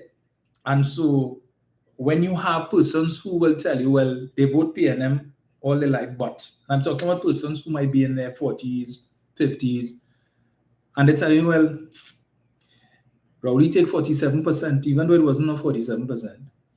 And I'm a public servant and they want to give me 4%. There's no loyalty there on their part, right? The UNC was able to sell that to them, and the focus was always Rowley get 47%, Rowley get $1 million back pay. Rowley get 47%, Rowley get $1 million. And that resonated with people. So when I was walking in my constituency, I met people who told me, listen, I have only ever voted PNM, but you see that 47% thing and that $1 million back pay, I can't get over that. How they expect people to live, and then them getting big back pay, and that resonated in the minds of a lot of people, and people say, I can't vote, I'm telling you, I can't vote for the UNC, but I ain't think I'm voting for PN. I ain't think I'm voting this year. That's what they said to me. House after house. And how am I to defend that? I tried. I told them, I said, well, it's not exactly the 4%. You would have gotten 3 increases in your personal allowance, which constitutes a pay raise. So when you add that to the 4%, how much does it really work out to? But they just couldn't get over this 47%. So even if they do the maths and they realize they actually got 10% or 12% pay raise with the increase in personal allowance, they could not reconcile that with 47, and they just decided they ain't voted. And then they go to work, and that is a discussion in the workplace, and everybody gang up and they say, well, me and the PNM, not me are voting. I know the UNC are no good, but me are voting. But the UNC saying 10%, but we ain't sure if people get out, so you see me, I'm not voting. And that is how it spread. So when we saw 98,000, well, they said it was 102, and then the revised figures showed that it was 98,000 less persons voted for the PNM. That is what happened. These conversations that were being had in the workplace, and these conversations that were being had by the bar or the local watering hole, or wherever it is persons socialize, that was the prevailing conversation. And so when persons talking about they ain't voting, and me are voting, and you're talking to your co-worker, 5 co-workers, 10 co-workers, and all of a sudden, and they usually vote PNM, and all of them hearing this now, well, if them are voting, me are voting neither, no? That's how it happened. Let's see who we have here. Hello, good afternoon. Good afternoon, Dominic. Good afternoon, sir. It's a long time I haven't got a chance to talk with you and congratulate you. Thank you. So I extend my congratulations to you. Thanks much. Okay? Yes. I have a few things, so I want to take it one at a time. Number one, in relation to what you just discussed there, I think that the conversation with respect to the increases did not spread wide enough to encompass all the parliamentarians, the permanent sects, and all of that. Correct. I think that was an error. It was narrowed down too much to Dr. Rowley and Mr. Young and that sort of thing. It should be, the counter should have been the parliamentary secretaries, the Chief Justice, and all of that. Good? That is one error. Number two, the press, when they having a press conference, the PNM never had a delegation, a West Indies cricket team, A and B, or T20 side behind them on the podium when they're doing a press conference. That is being allowed now. And if you notice, when Dr. Rowley or Minister Young or Imbut is on the podium explaining all that went on either in Parliament or in their ministry, it took 2 and 3 hours of viewing Now, look at the time. It's like the press don't have 2 and 3 hours questions anymore. And you want to know why. You know, there's sort of cheesy questions like what Akash and all of them is almost like a PRO session. But when Dr. Rowley and them and the podium, they drill them with all the questions that you could find that could last 2 and 3 hours. And sometimes Dr. Rowley and them had to tell them, stop, we can't go any further. Yes. And compare it to what has happened now with all the press conferences that they have had since then. It's a big, big difference. And these are the things that you have to, because it's a clear bias and that the press is not doing their job. Yep. The third one, look at the headlines these days. There's no blazing crime situation hitting like how it was before. You notice that there's a sort of abbreviated version of what is going on in the headlines. Yes. I don't know if you realize that. These things are telling. You see? The next, when the PNM take office, compare how many people were fired when PNM come into office as opposed to when UNC come into office. These are things that's supposed to be put on the table.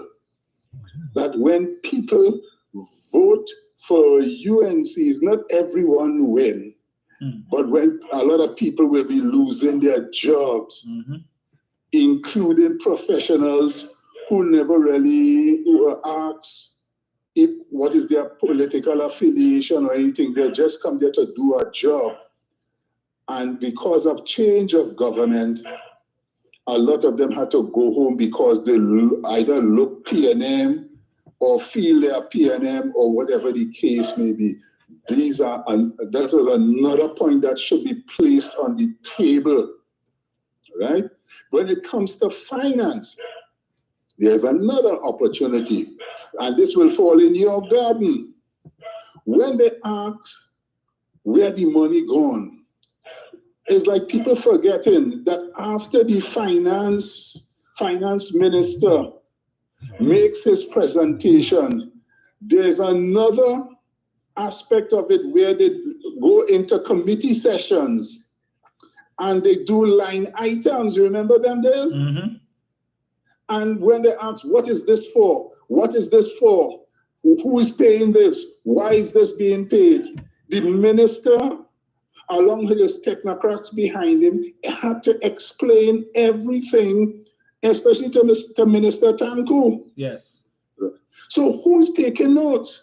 Surely when you come and win an election, and after so many years of experience, you must know your line items as to where things are going and where things are not going. Right? These things are not being brought to the attention of the press to show that people are not following what is going on. If Donald Trump or anybody else come with any bill or anything, so the press in the United States have their people, their background support to tell them what was said at what point in time. Sometimes they show a film of when these people came before Congress or the House to discuss these particular items. So if they change the tune or pretend to be ignorant, you will be able, the public able to see the hypocrisy. We don't have that in this country. You see? So these are the things that need to be addressed. And you, I am sure, will play an important part with your training in the finance to remind them of these things. Because it's not a question of where the money gone if you're not paying attention to line items when they're in committee stage. To come and say that is a bold and attack on the integrity of the party or whoever is representing the people. They make you all look like thieves. You see, so these points supposed to be up in their face. The other thing is, it is a sad, I don't know if you got a chance to view Vote Rhoda's recent video. Did you get a chance? Just a part of it.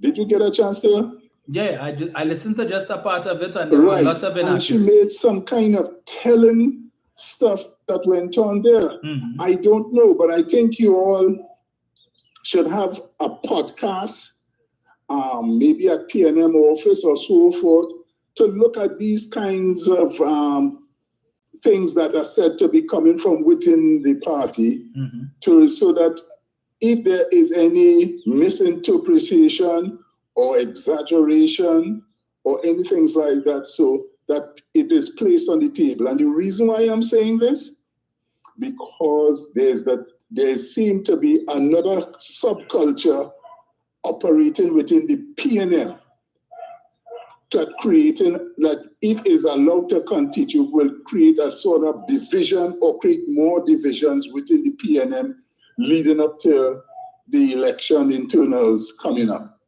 So I think it is important that that these things are addressed at the powerful level, at a podcast, so that to bring the facts to the people, so that the people will understand what is happening. All right, there's enough that I can give you. I don't want to keep you any longer. Thank you very much. Thank you, sir. I'll tell you, behaving bad. Oh, Lord. Yeah. As I said, I just listened to a little bit of news source, and certain things were said that I knew for a fact to be incorrect. And I couldn't listen anymore. Roxanne is saying UNC supporters getting like they vex. UNC MPs getting on like they're still campaigning and they don't know. Indeed. No, that's true. That is true. They still vex, upset about what I don't know. They win. Accept it. I saw one of them here just now talking about me and my weak leader and so on. The fact of the matter is, you will never be pleased with anybody we put as leader of the PNM. But you all supported somebody who was a serial loser, right? A serial loser, lost election after election, but I wasn't weak. And you all win an election only because, not because you were so convincing that you were able to convince the population to come out in large numbers. I think they said the lowest voter turnout since what, 1976? Lowest voter turnout in almost 50 years. With all this talk about crime and people suffering and all of the issues, the economy bad and the PNM mash up the energy sector, the UNC was not able to convince a majority of the population to come out and vote for them. What they were able to do is to spread enough propaganda and lies to convince a sufficient number of PNM supporters to not come out. And I make the point again, across 9 constituencies that we lost by 15,000 votes. All we needed was 15,080 votes spread across these 9 constituencies to win. We could have won the election with 236,000 votes. The UNC could have go with a 350-something thousand that they get, which includes the PEP and whoever they join with. But we just needed 235 to win, or 236. We got 220.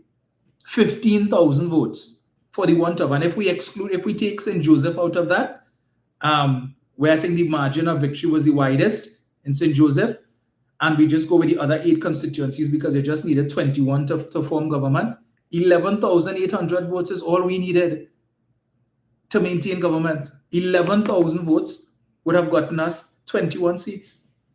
11,800. So that's nothing for the UNC to chant about and be happy about. When we look at the margin in Tobago, Shamfa lost by 100 and something votes. Faris lost by 700 and something votes.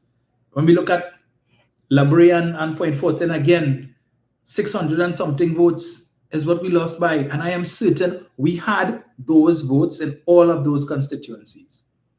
All of those constituencies, we had persons who support the PNM who decided not to come out and cast their ballot, and we lost. But had they come out, had they said, look, the party make a mistake. Okay, I am of the view that The party didn't listen. They hadn't. All right. But let us wait. Is it worth it to put the party in opposition and run the risk of putting the UNC there? Because as someone once said, it's easier, you see, to lose an election, it's difficult to get back into office. The road to getting back into office is difficult because not only do you have to now fight to get back, but you have to deal with the fallout of losing. So, and who is charged with responsibility to do that? So, anyway, let me see this here. So, let me get this here. Hello, good afternoon. Hello. Hi, good evening. Dominic, how are you? I am good, sir. Hi, good day. This is 29 Super C. Oh, welcome. The one that you do. Yes, sir. Yes, sir. So I want to say congratulations to you. Thank you. For winning your seat. Thank you. And I just want to say all the very best to you being a new MP. Make sure you take good care of your residents. Yes. Your constituents and that sort of stuff. And that's very, very important in the scheme of things. Yes. What I want to comment on, Dominic, is that I was really disappointed in terms of PNM losing this. But later down in the week now, I heard some things which was very, very disturbing. One of the things that I heard was that there were quite a bit of people that were undermining Churchill as being Prime Minister and taking over like the reins for of it. And if that really was then why should PNM being done?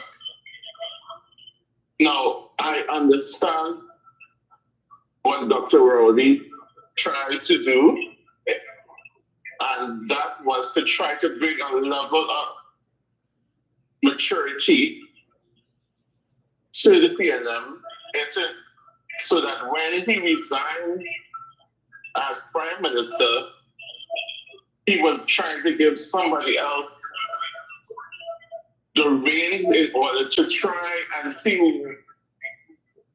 what it looks like in his share. And what really disappointed me was that undermining of Churchill. And it's sad to see that people will risk losing the election rather than trying to be done with Mr. Young as Prime. So I sincerely hope, I'm not so sure if he's going to run as political leader. But the thing is that all this infighting and that sort of stuff needs to come to some sort of end, because it's going to hurt the party a lot going. Because really and truly, if PNM was a bit together, in terms of this, you just party this like they would have won the election, but they would not. And that is the primary reason why the opposition today. So I think with respect to the election of Symbolism, PNM really needs to get this stuff in order.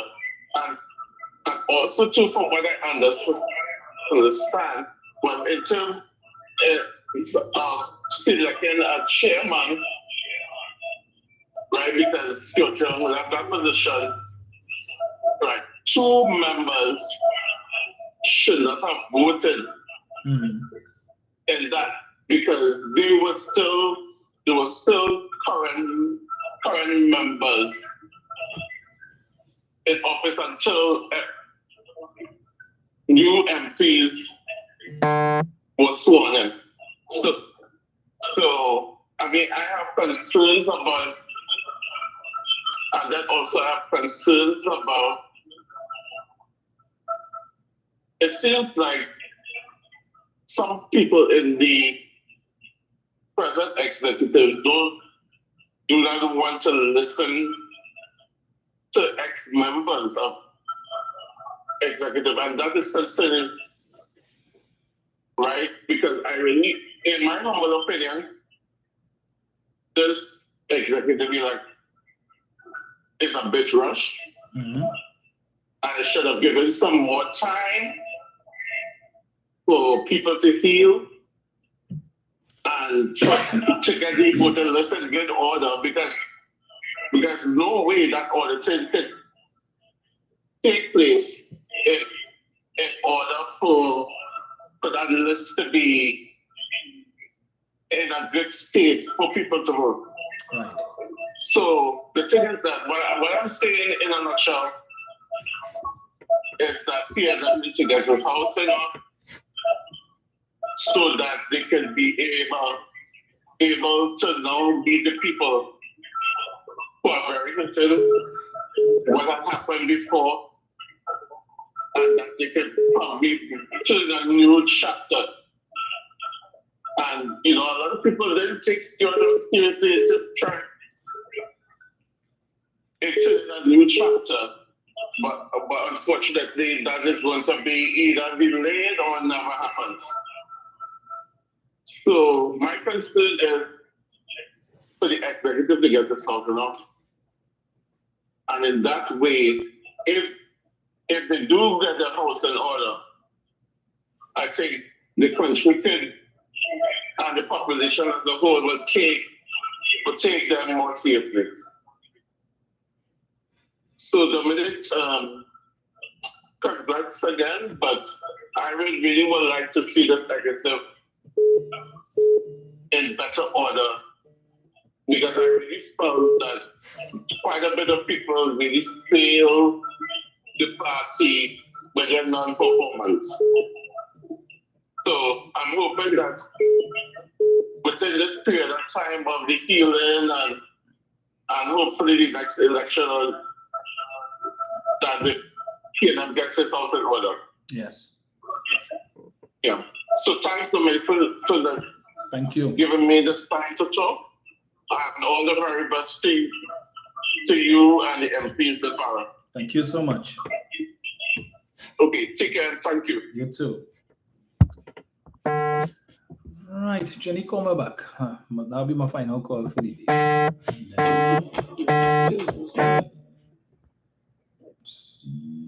Jenny.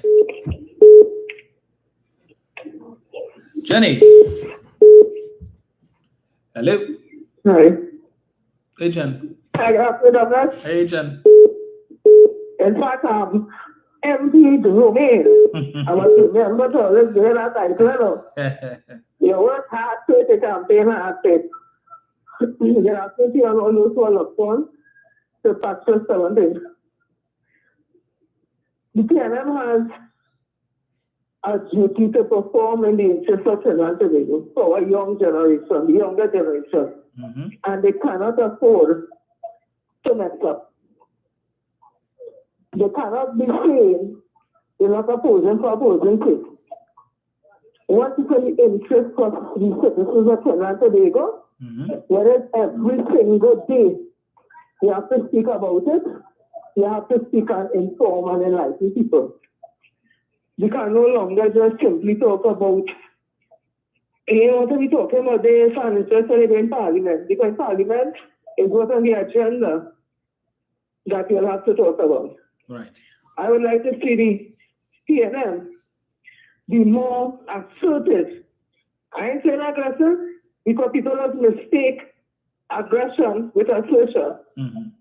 be more assertive, be more critical thinking, be more forceful, because you have a UNC, but the numbers they don't care. And that is what people have to mix up and feel like the UNC care about governance in this country. The only party that came up governance in this country, good governance, is the People's National Movement. And with a 13-member crew, I will say it, if nobody wants to say, because I'm interested in the future of this country, especially in these times of geopolitics, especially in these times of social media and the impact of that, especially in the presence of a president like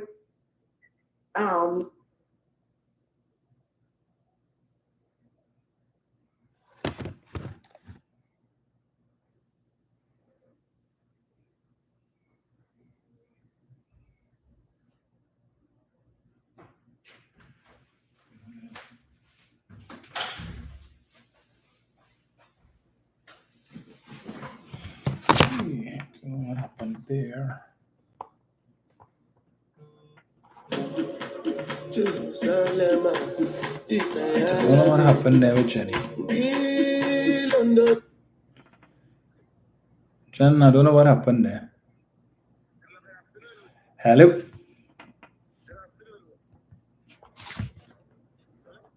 Can I see? Hello? Hello? Yes, sir. Yes, good afternoon to you, Mr. Romain. Look like that. The honorable member of Parliament for Malabar Africa, Romain. Right. Well, it's nice to really hear you on a Sunday afternoon, you know what I mean? But, like, well, before Jenny got cut off there, I don't know what happened. You know, no, I'm making a promise to myself that I wasn't going to really have nothing much to say, but I can't see the amount of blunders from the 29th of last month, almost a month later, right?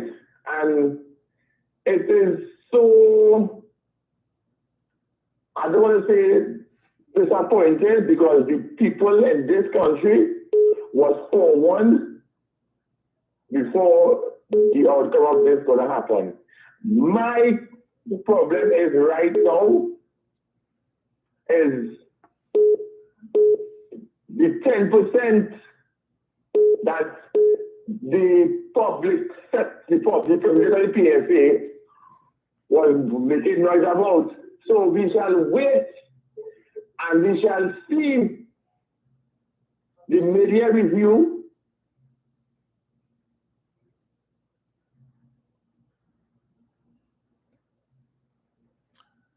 Okay, I have no idea what happened there. I'm going to try answering from this phone. Hold one second. Yeah. So, don't know what happened in there.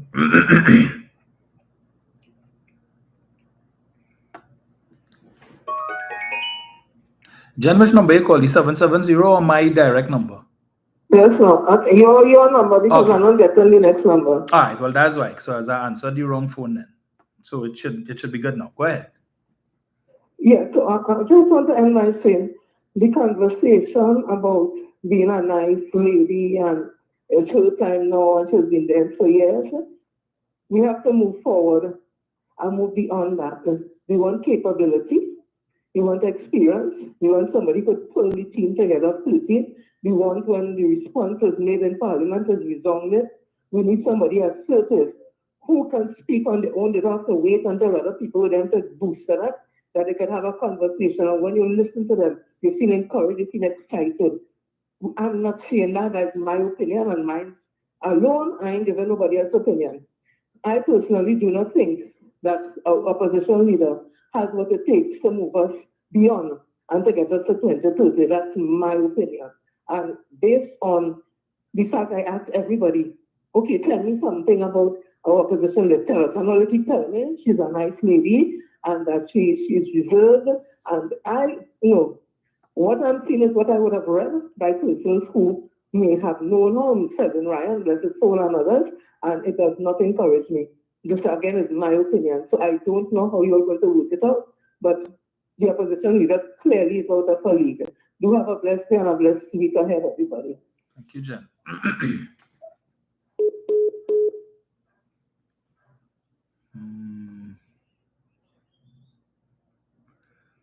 Let's see. All right. Roxanne is saying, look, will soon come. Let's see what the PNM supporters who didn't vote do. I am hoping that those who didn't vote, that they will seek to correct that. That's my hope. But of course, I know that my councillors have some work to do as well, and I will be working the constituency with them. I see the young man pop up. First of all, Mr. Arjun, spell my name correct now. It's D-O-M-I-N-I-C, not D-O-M-O-N-I-C.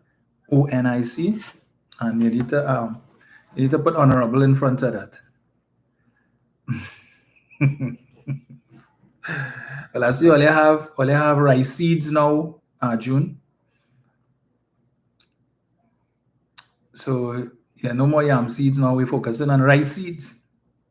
I suppose say that you support a losing team.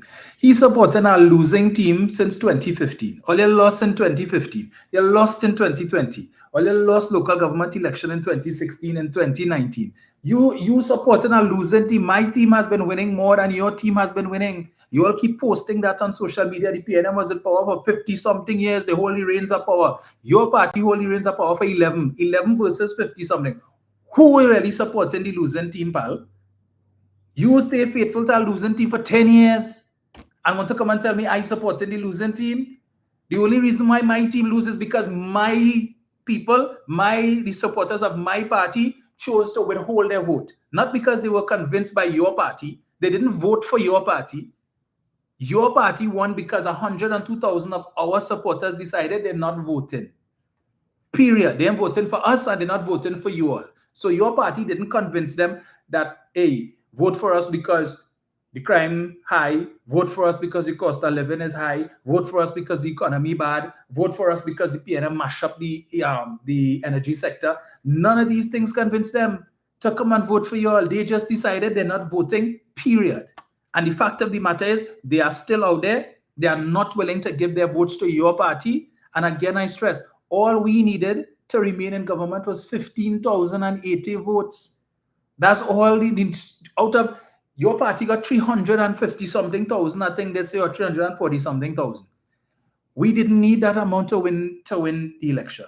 All we needed was an additional 15,080 votes. So we just need to be able to hold on to the 220 we have and convince 15,080 more who normally vote for us and who didn't, to convince them to come back and trust in the party once again. And once we could do that, all you're back in opposition. So we just need to craft our strategy well and go out there, apologize to the people for the errors that the last administration may have made, find out from them why they didn't vote, what was it that caused them not to vote. Some people tell me, boy, it's not, I have no issue with the party, it's just every time I reach home, I'm tired, and I was supposed to carry my mother and father to vote, and I was supposed to go and vote too, and I say, let me go, I have a lot of them like that outside there. So 15,080, 16,000 people is all we need to convince to add to the 226. And the reality is, we know the UNC track record from 95 to 2001, 2010 to 2015, the mess-ups will come. It is inevitable. All of the promises that your party made, they will not be able to fulfill it. That is why they are avoiding talking about the 10% and coming to distract people with talk about bus route pass and how much money the government spent to rent buildings and all of this nonsense. Petty things like that. Things that they weren't talking about before. But to distract people from the main things, some of the people, the very same bloggers who was supporting Oli and talking about yellow is the code and cussing the PNM, now you're seeing them doing videos talking about the UNC and get them nothing, and we instead get rich and switch. He promised them all kind of thing, and now you can't see him. The same guy who went up against me here, Dominic Smith, who is now a minister, who promised this, that, the other, and the next one he will do this and do that. Now a very same UNC activist coming and complaining to me. They calling him and he ain't answering his phone. And calling me. Now if I was a different type of person, I would have said, well, yellow is the code. So they're calling me for you didn't vote for me. But I can't say that. Right? I cannot say that. But now they're reaching out to me. The same activists and them who campaign against me, campaign with him. Now he ain't want to hear nothing about Ole because he figure he rich, he big, he a minister. Right? So he got to go. He don't need Ole again. And the responsibility for satisfying the needs of the constituency rests on me. So that's not so. He get what he wanted. He's a member of parliament. He's a government minister. And he doesn't have to sit down in an office once, twice, 3 times for the week to listen to the concerns of the people and try and help them. He doesn't have that responsibility. He don't have that burden. He doesn't have that burden on his shoulder. So he have it nice. So he don't need to answer no phone. So he good. Even if they don't win in 2030, he set for the next 5 years. Understand it? So we have to work now to convince the people. And hopefully it shouldn't be that difficult. To convince the 98,000, maybe. But 15,000, 20,000, my thing is, let's try and do that first. And once we could accomplish that, then we could go after the rest. Let us work the 9 constituencies that we lost. If it means that I have to go to some of these constituencies to assist, no problem. I'm sure Malaba Mausika wouldn't mind too much giving me a little time to be able to go and work with whoever would be working in those constituencies to help them to bring it back to the PNM fold. And I am prepared to do that. And I could tell you my other 12 colleagues are prepared to do that, and not just them. Those who would have lost, we are all in. We maintaining that slogan, we all in to make sure and we bring back. We know a lot of people who are upset with some people who are no longer in the fray. Some people who are upset with Dr. Oli for whatever reason. Well, Dr. Oli isn't there anymore. He isn't there anymore. So if that was your angst, you couldn't bring yourself to vote for the PNM because you didn't like Dr. Oli, well, he gone. So a lot of these people will come back, whatever their reasoning was. So I'm just making that point. Let's see. Florence says, Dominic, I feel it for you. Your work cut out for you, but we are praying and covering every one of you. Fresh courage. Thank you so much, Florence. Let's see.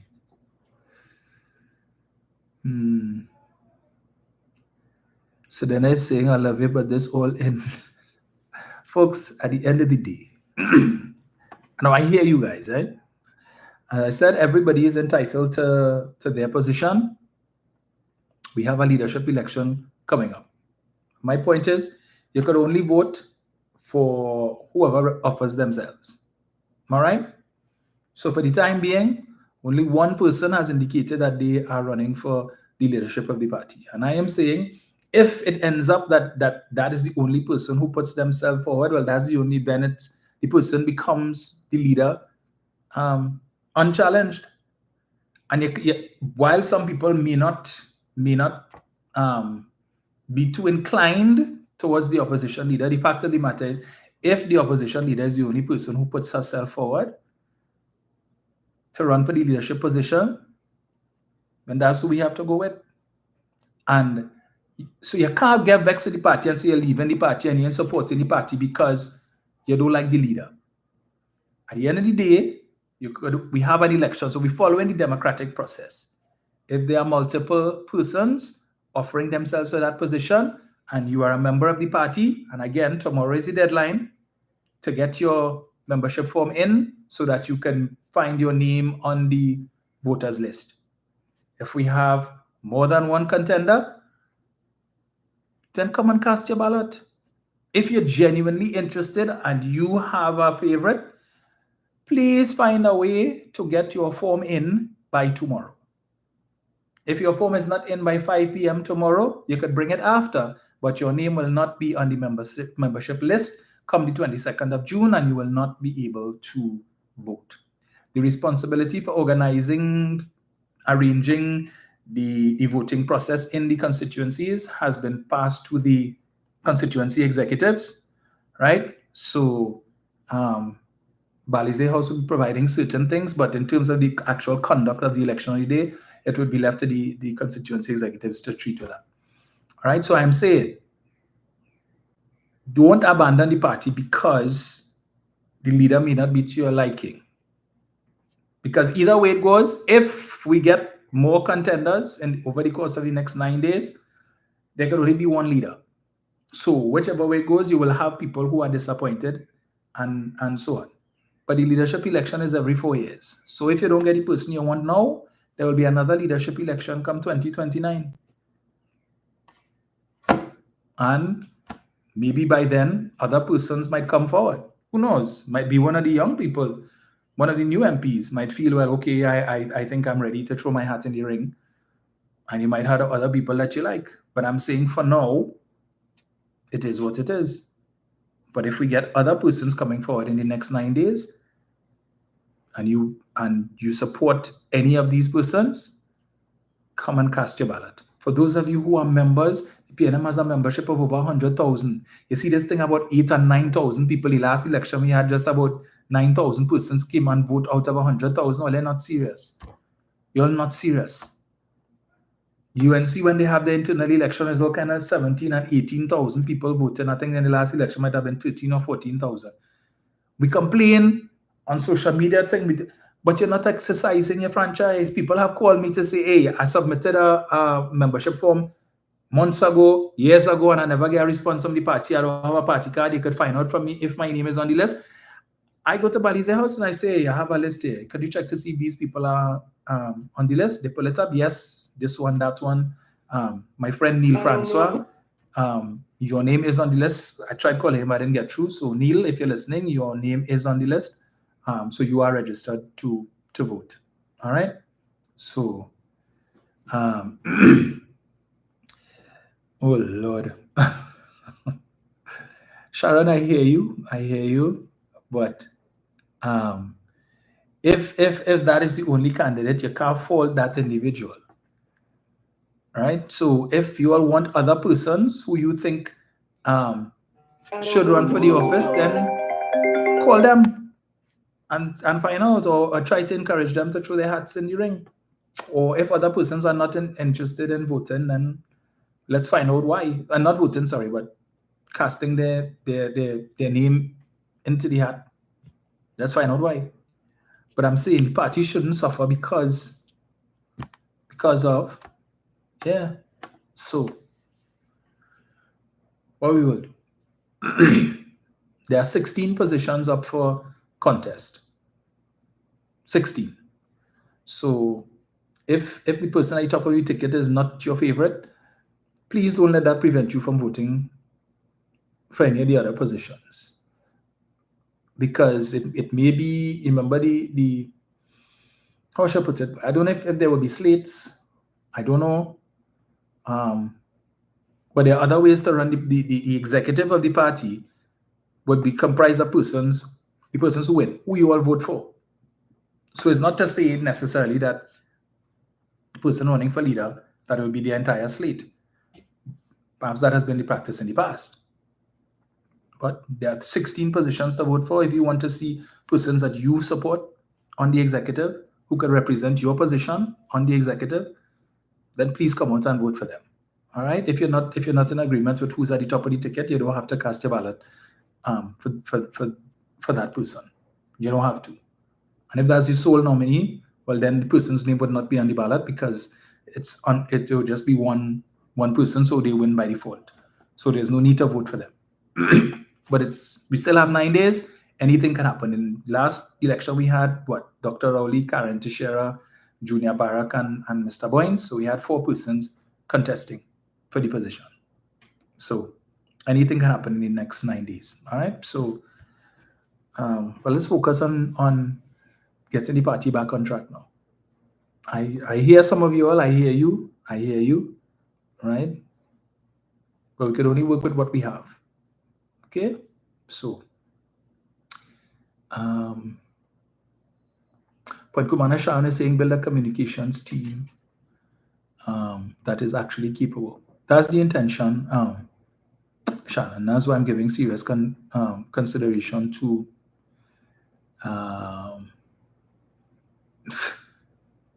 that's why I'm giving serious consideration to contesting the position of social media officer.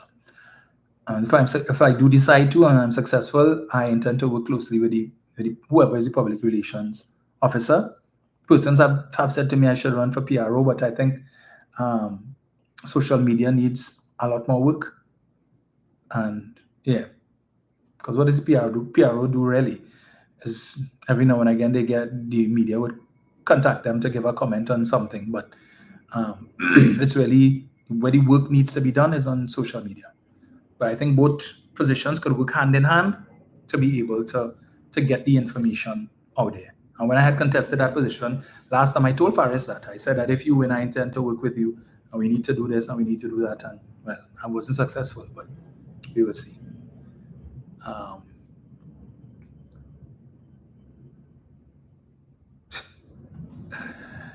June, what is you trying to get me into? Oh Lord.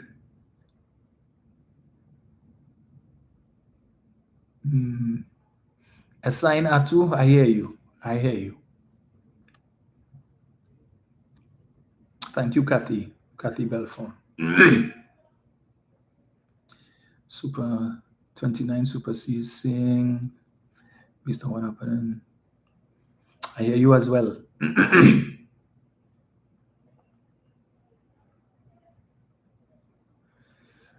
Junior Dupini is asking if I contest the SMO position, would I lay out the plans for the position? Absolutely. I think that the first step is to put together the right team of people who are, and that's why I'm saying the young people, not just in my constituency, but I'm saying every constituency executive has a social media officer. Every party group has a social media officer, right? So we have at least 41 social media officers because it's 41 constituencies. Then the executive has a social media officer, and some constituencies have 20-something, 30-something party groups. So we have a lot of social media officers. The challenge that we have sometimes is that we have persons who go up for positions for these party groups, and it's just for position's sake, but they're not doing the work that comes with being whatever position you hold. So people just want to be on the executive to say, I'm on the executive, but you're not doing the work. They're not doing the work that comes with that. All right, so that's what we need to work on. So definitely, should I contest and if I'm successful, all of my social media officers are going to need to work. We need to be on the same page to make sure that we get the information out there to everybody. All right. If we have to look at what are all of the pages, the social media platforms that the PNM is on, we need to work TikTok for the youth because that seems to be where they are focused. So we need the young cohorts. Tell us what type of material appeals to you and what format. Because what the type of format, because some people tell me, you see, like how I doing this, that will appeal to certain people. But young people will not sit down and look at me for 3 hours. So some people say I should, certain points that I make, cut little short clips and post it on social media. But I think there's a better way for us to do that, right? We have space in Balize House that we could not convert necessarily, but that could be used as some form of studio. Is just to get the camera equipment, which I think they have. That shouldn't be too difficult because people could just use their cell phone to do it and create content that brings out the information and we get it out there. And once it is done, we will depend on you guys to share it. All right. So,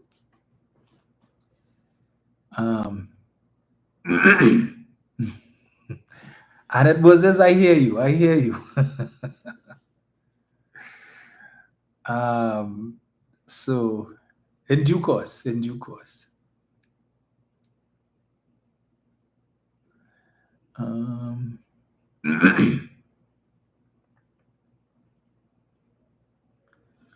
Right.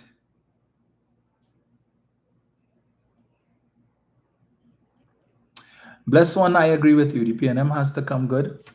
But my admonition to our supporters, don't make it too difficult for us now. Because remember, it's 13 of us in the parliament, right? And we have the party has its postmortem on Wednesday for us, where all members of General Council have the opportunity to speak and say what they think went wrong. So if you know that you are a member of a party group, you know who your representatives are, General Council representatives are, please share with them what you would like them to take to the meeting on Wednesday to represent on your behalf. All right? So I agree. The PNM has to come good. Mistakes were made. We accept that. But yeah, how long are we going to, some of you are going to punish the party? For 5 years, 10 years, 15 years? That is when, if we can't get it together as a party, I mean, the total membership and so on, that is just going to discourage people from wanting to join the party, from wanting to be a part of the party. And that is not good. So we acknowledge work needs to be done. But if our membership makes it extremely difficult for us because we try and, if we have a cottage meeting and people don't come, if we have a meeting at a community center and people don't show up, then you all need to tell us what you all want us to do. And it can't simply be, well, get rid of this one and get rid of that one and get rid of the other one and the next one. Because remember, everybody will have their support. And while it may be easy for some of us to say, well, this one and that one shouldn't be there. Okay, we hear that. But there are people who think that they should be there. And when you get rid of them, you get rid of the people not supporting them. So it's how do we come together as a party? And I make the point before. Kamala Persad-Bissessar lost election after election, but her supporters didn't abandon her. You know? Yeah, they succumb, some of them used to come on social media and cuss and say this and that, and she need to go and whatnot. But she win. And all who were saying that she need to go. And a lot of them come back now. And a lot of them apologizing because she stayed the course. And that's what is important. How do we rebuild? Well, I don't want to use that rebuild. We don't need to rebuild. Brian Caesar is saying how to make the black electorate become more politically aware. There is that too.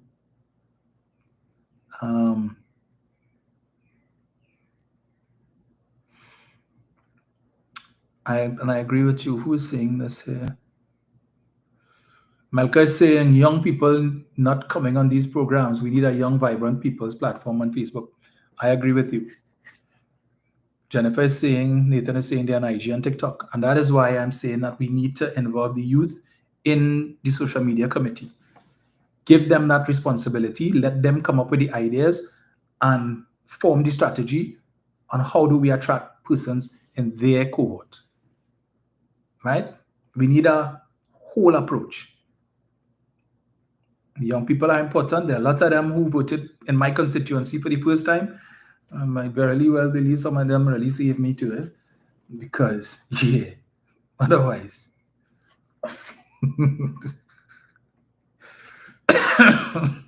Natalie super well, behave yourself. Anon is saying the youth these days simply don't have your brains and abilities. We need our charges to step up and embrace. Agreed. Marcellus is saying the amount of blunders being committed by this government, I don't think the PNM has much work to do. I agree with you. But it is how you bring it out. That is very important. And the truth is important. PNM don't need to push propaganda and lies to be able to do that. As I said, we just need to connect with our supporters again. It means going out and walking the constituency, meeting with the people, let them talk. We have to listen. Give them the opportunity to talk. All who didn't vote, if we had to create a platform, you could send in your messages and tell us, you didn't vote because this is why.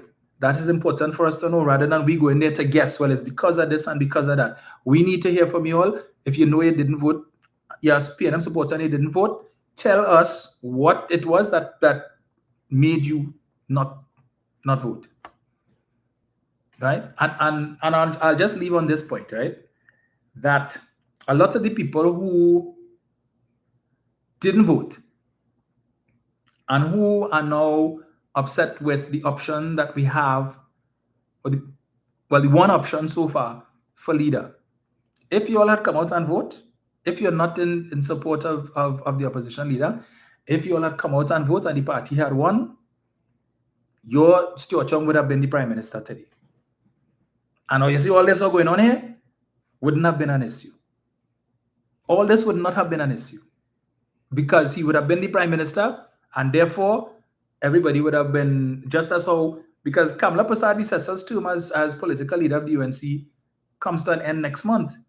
But if they have a leadership election, rest assured she will be the only option. She's the Prime Minister. So nobody is going to challenge her for leadership.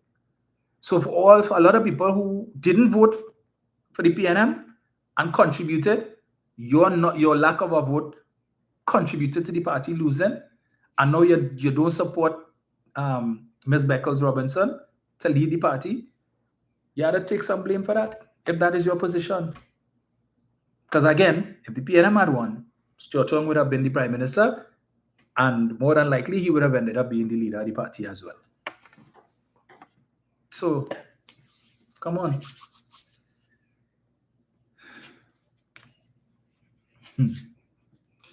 So Brian is saying they say all of them is the same, and how Rowley take 47% as the reason for not voting. I know a lot of people who said that as well, Brian. So folks, thank you all so much for joining me this afternoon. It was supposed to be a short live, and look how long it ended up being. Right? So I can't guarantee you all Tuesday and Thursday, because this Tuesday I have, well, as MP, now I get a lot of invitations to attend a lot of things. So there's a primary school in my constituency that is having their sports day on Tuesday, and I've been invited to attend that. And then on Thursday, there is something. This week is Friday is the holiday. All right, so I think the Crossings is having their sports day, community sport, neighborhood sports day on Friday, and I've been asked to take the salute for the march past. So I can't even say Friday 11 o'clock as is a holiday, because as I said, I've been invited to that, and I think somebody's having a bingo this week and they invited me to that too. So there's a lot of things, a lot of things. And my predecessor used to make herself available and present for as many of these events as possible. So in that regard, I have to maintain the standard, right? So you all forgive me. If Tuesday or Thursday is possible at all, then you'll see me. If not, next week Sunday. I don't have anything planned. Nobody has invited me to anything as yet. So yeah, you see how that goes. So again, if you want to vote in the election on the 22nd of June, please, tomorrow is the last day. Make your way to Palisade House, fill out the form, and I'm sure they'll be able to get somebody to endorse you so that you can cast your ballot. All right. So for those of you who called in, thank you so much. Always a pleasure, and we will chat again soon. Even Mr. Arjun, who is trying to woo me over to the UNC, but that can't happen because the amount of costs I'm going to get. Not that I'm interested. So it tells you, it's not, for me, it's not about position and office, right? So I didn't come into this to get minister and all them kind of thing. But it is what it is. Anaya, is it? Anaya says, no Stuarty, no vote from me. I'm sorry, I don't trust. However, I voted for Miss Ayanna Webster. Roy love her and appreciate the work she has done.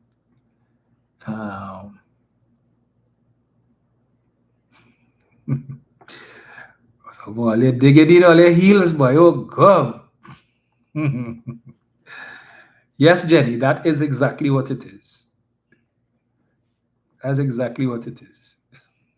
You are so right. And I'm trying very hard to do just that. Wilma Young says, I vote for every election. Cecily Jerome, you're most welcome. And now what to say, I didn't see Carol Myers. Yeah, Carol, it was really a short live. But I had a couple of weeks to make up for it. So, Owen, is it Cunningham? Thank you so much.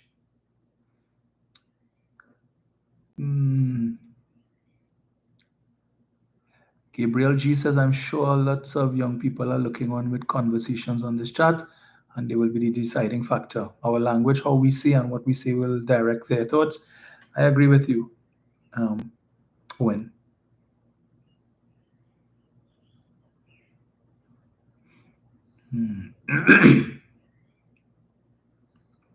So, folks, we'll chat again soon. All right. Enjoy the rest of your Sunday. Thank you all so much. It was a pleasure. You all have given me back a little bit of zeal to continue doing this, and it's much needed.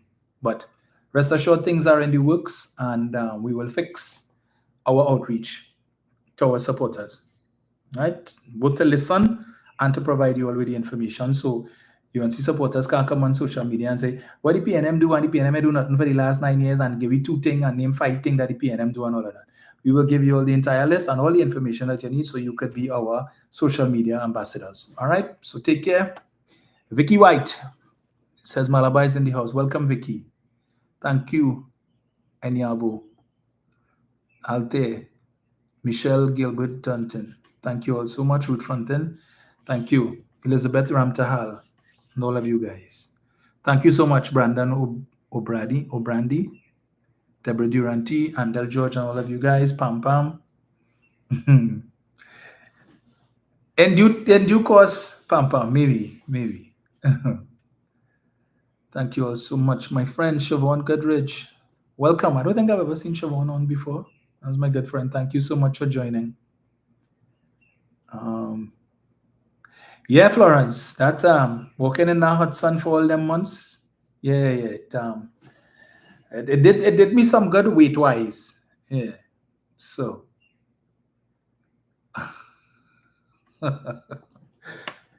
Oh Lord. Well, Jenny, vote for me at least if I go in up, please. I beg it for that. Teresa Joseph. Bless one, indeed. Cheryl Bishop.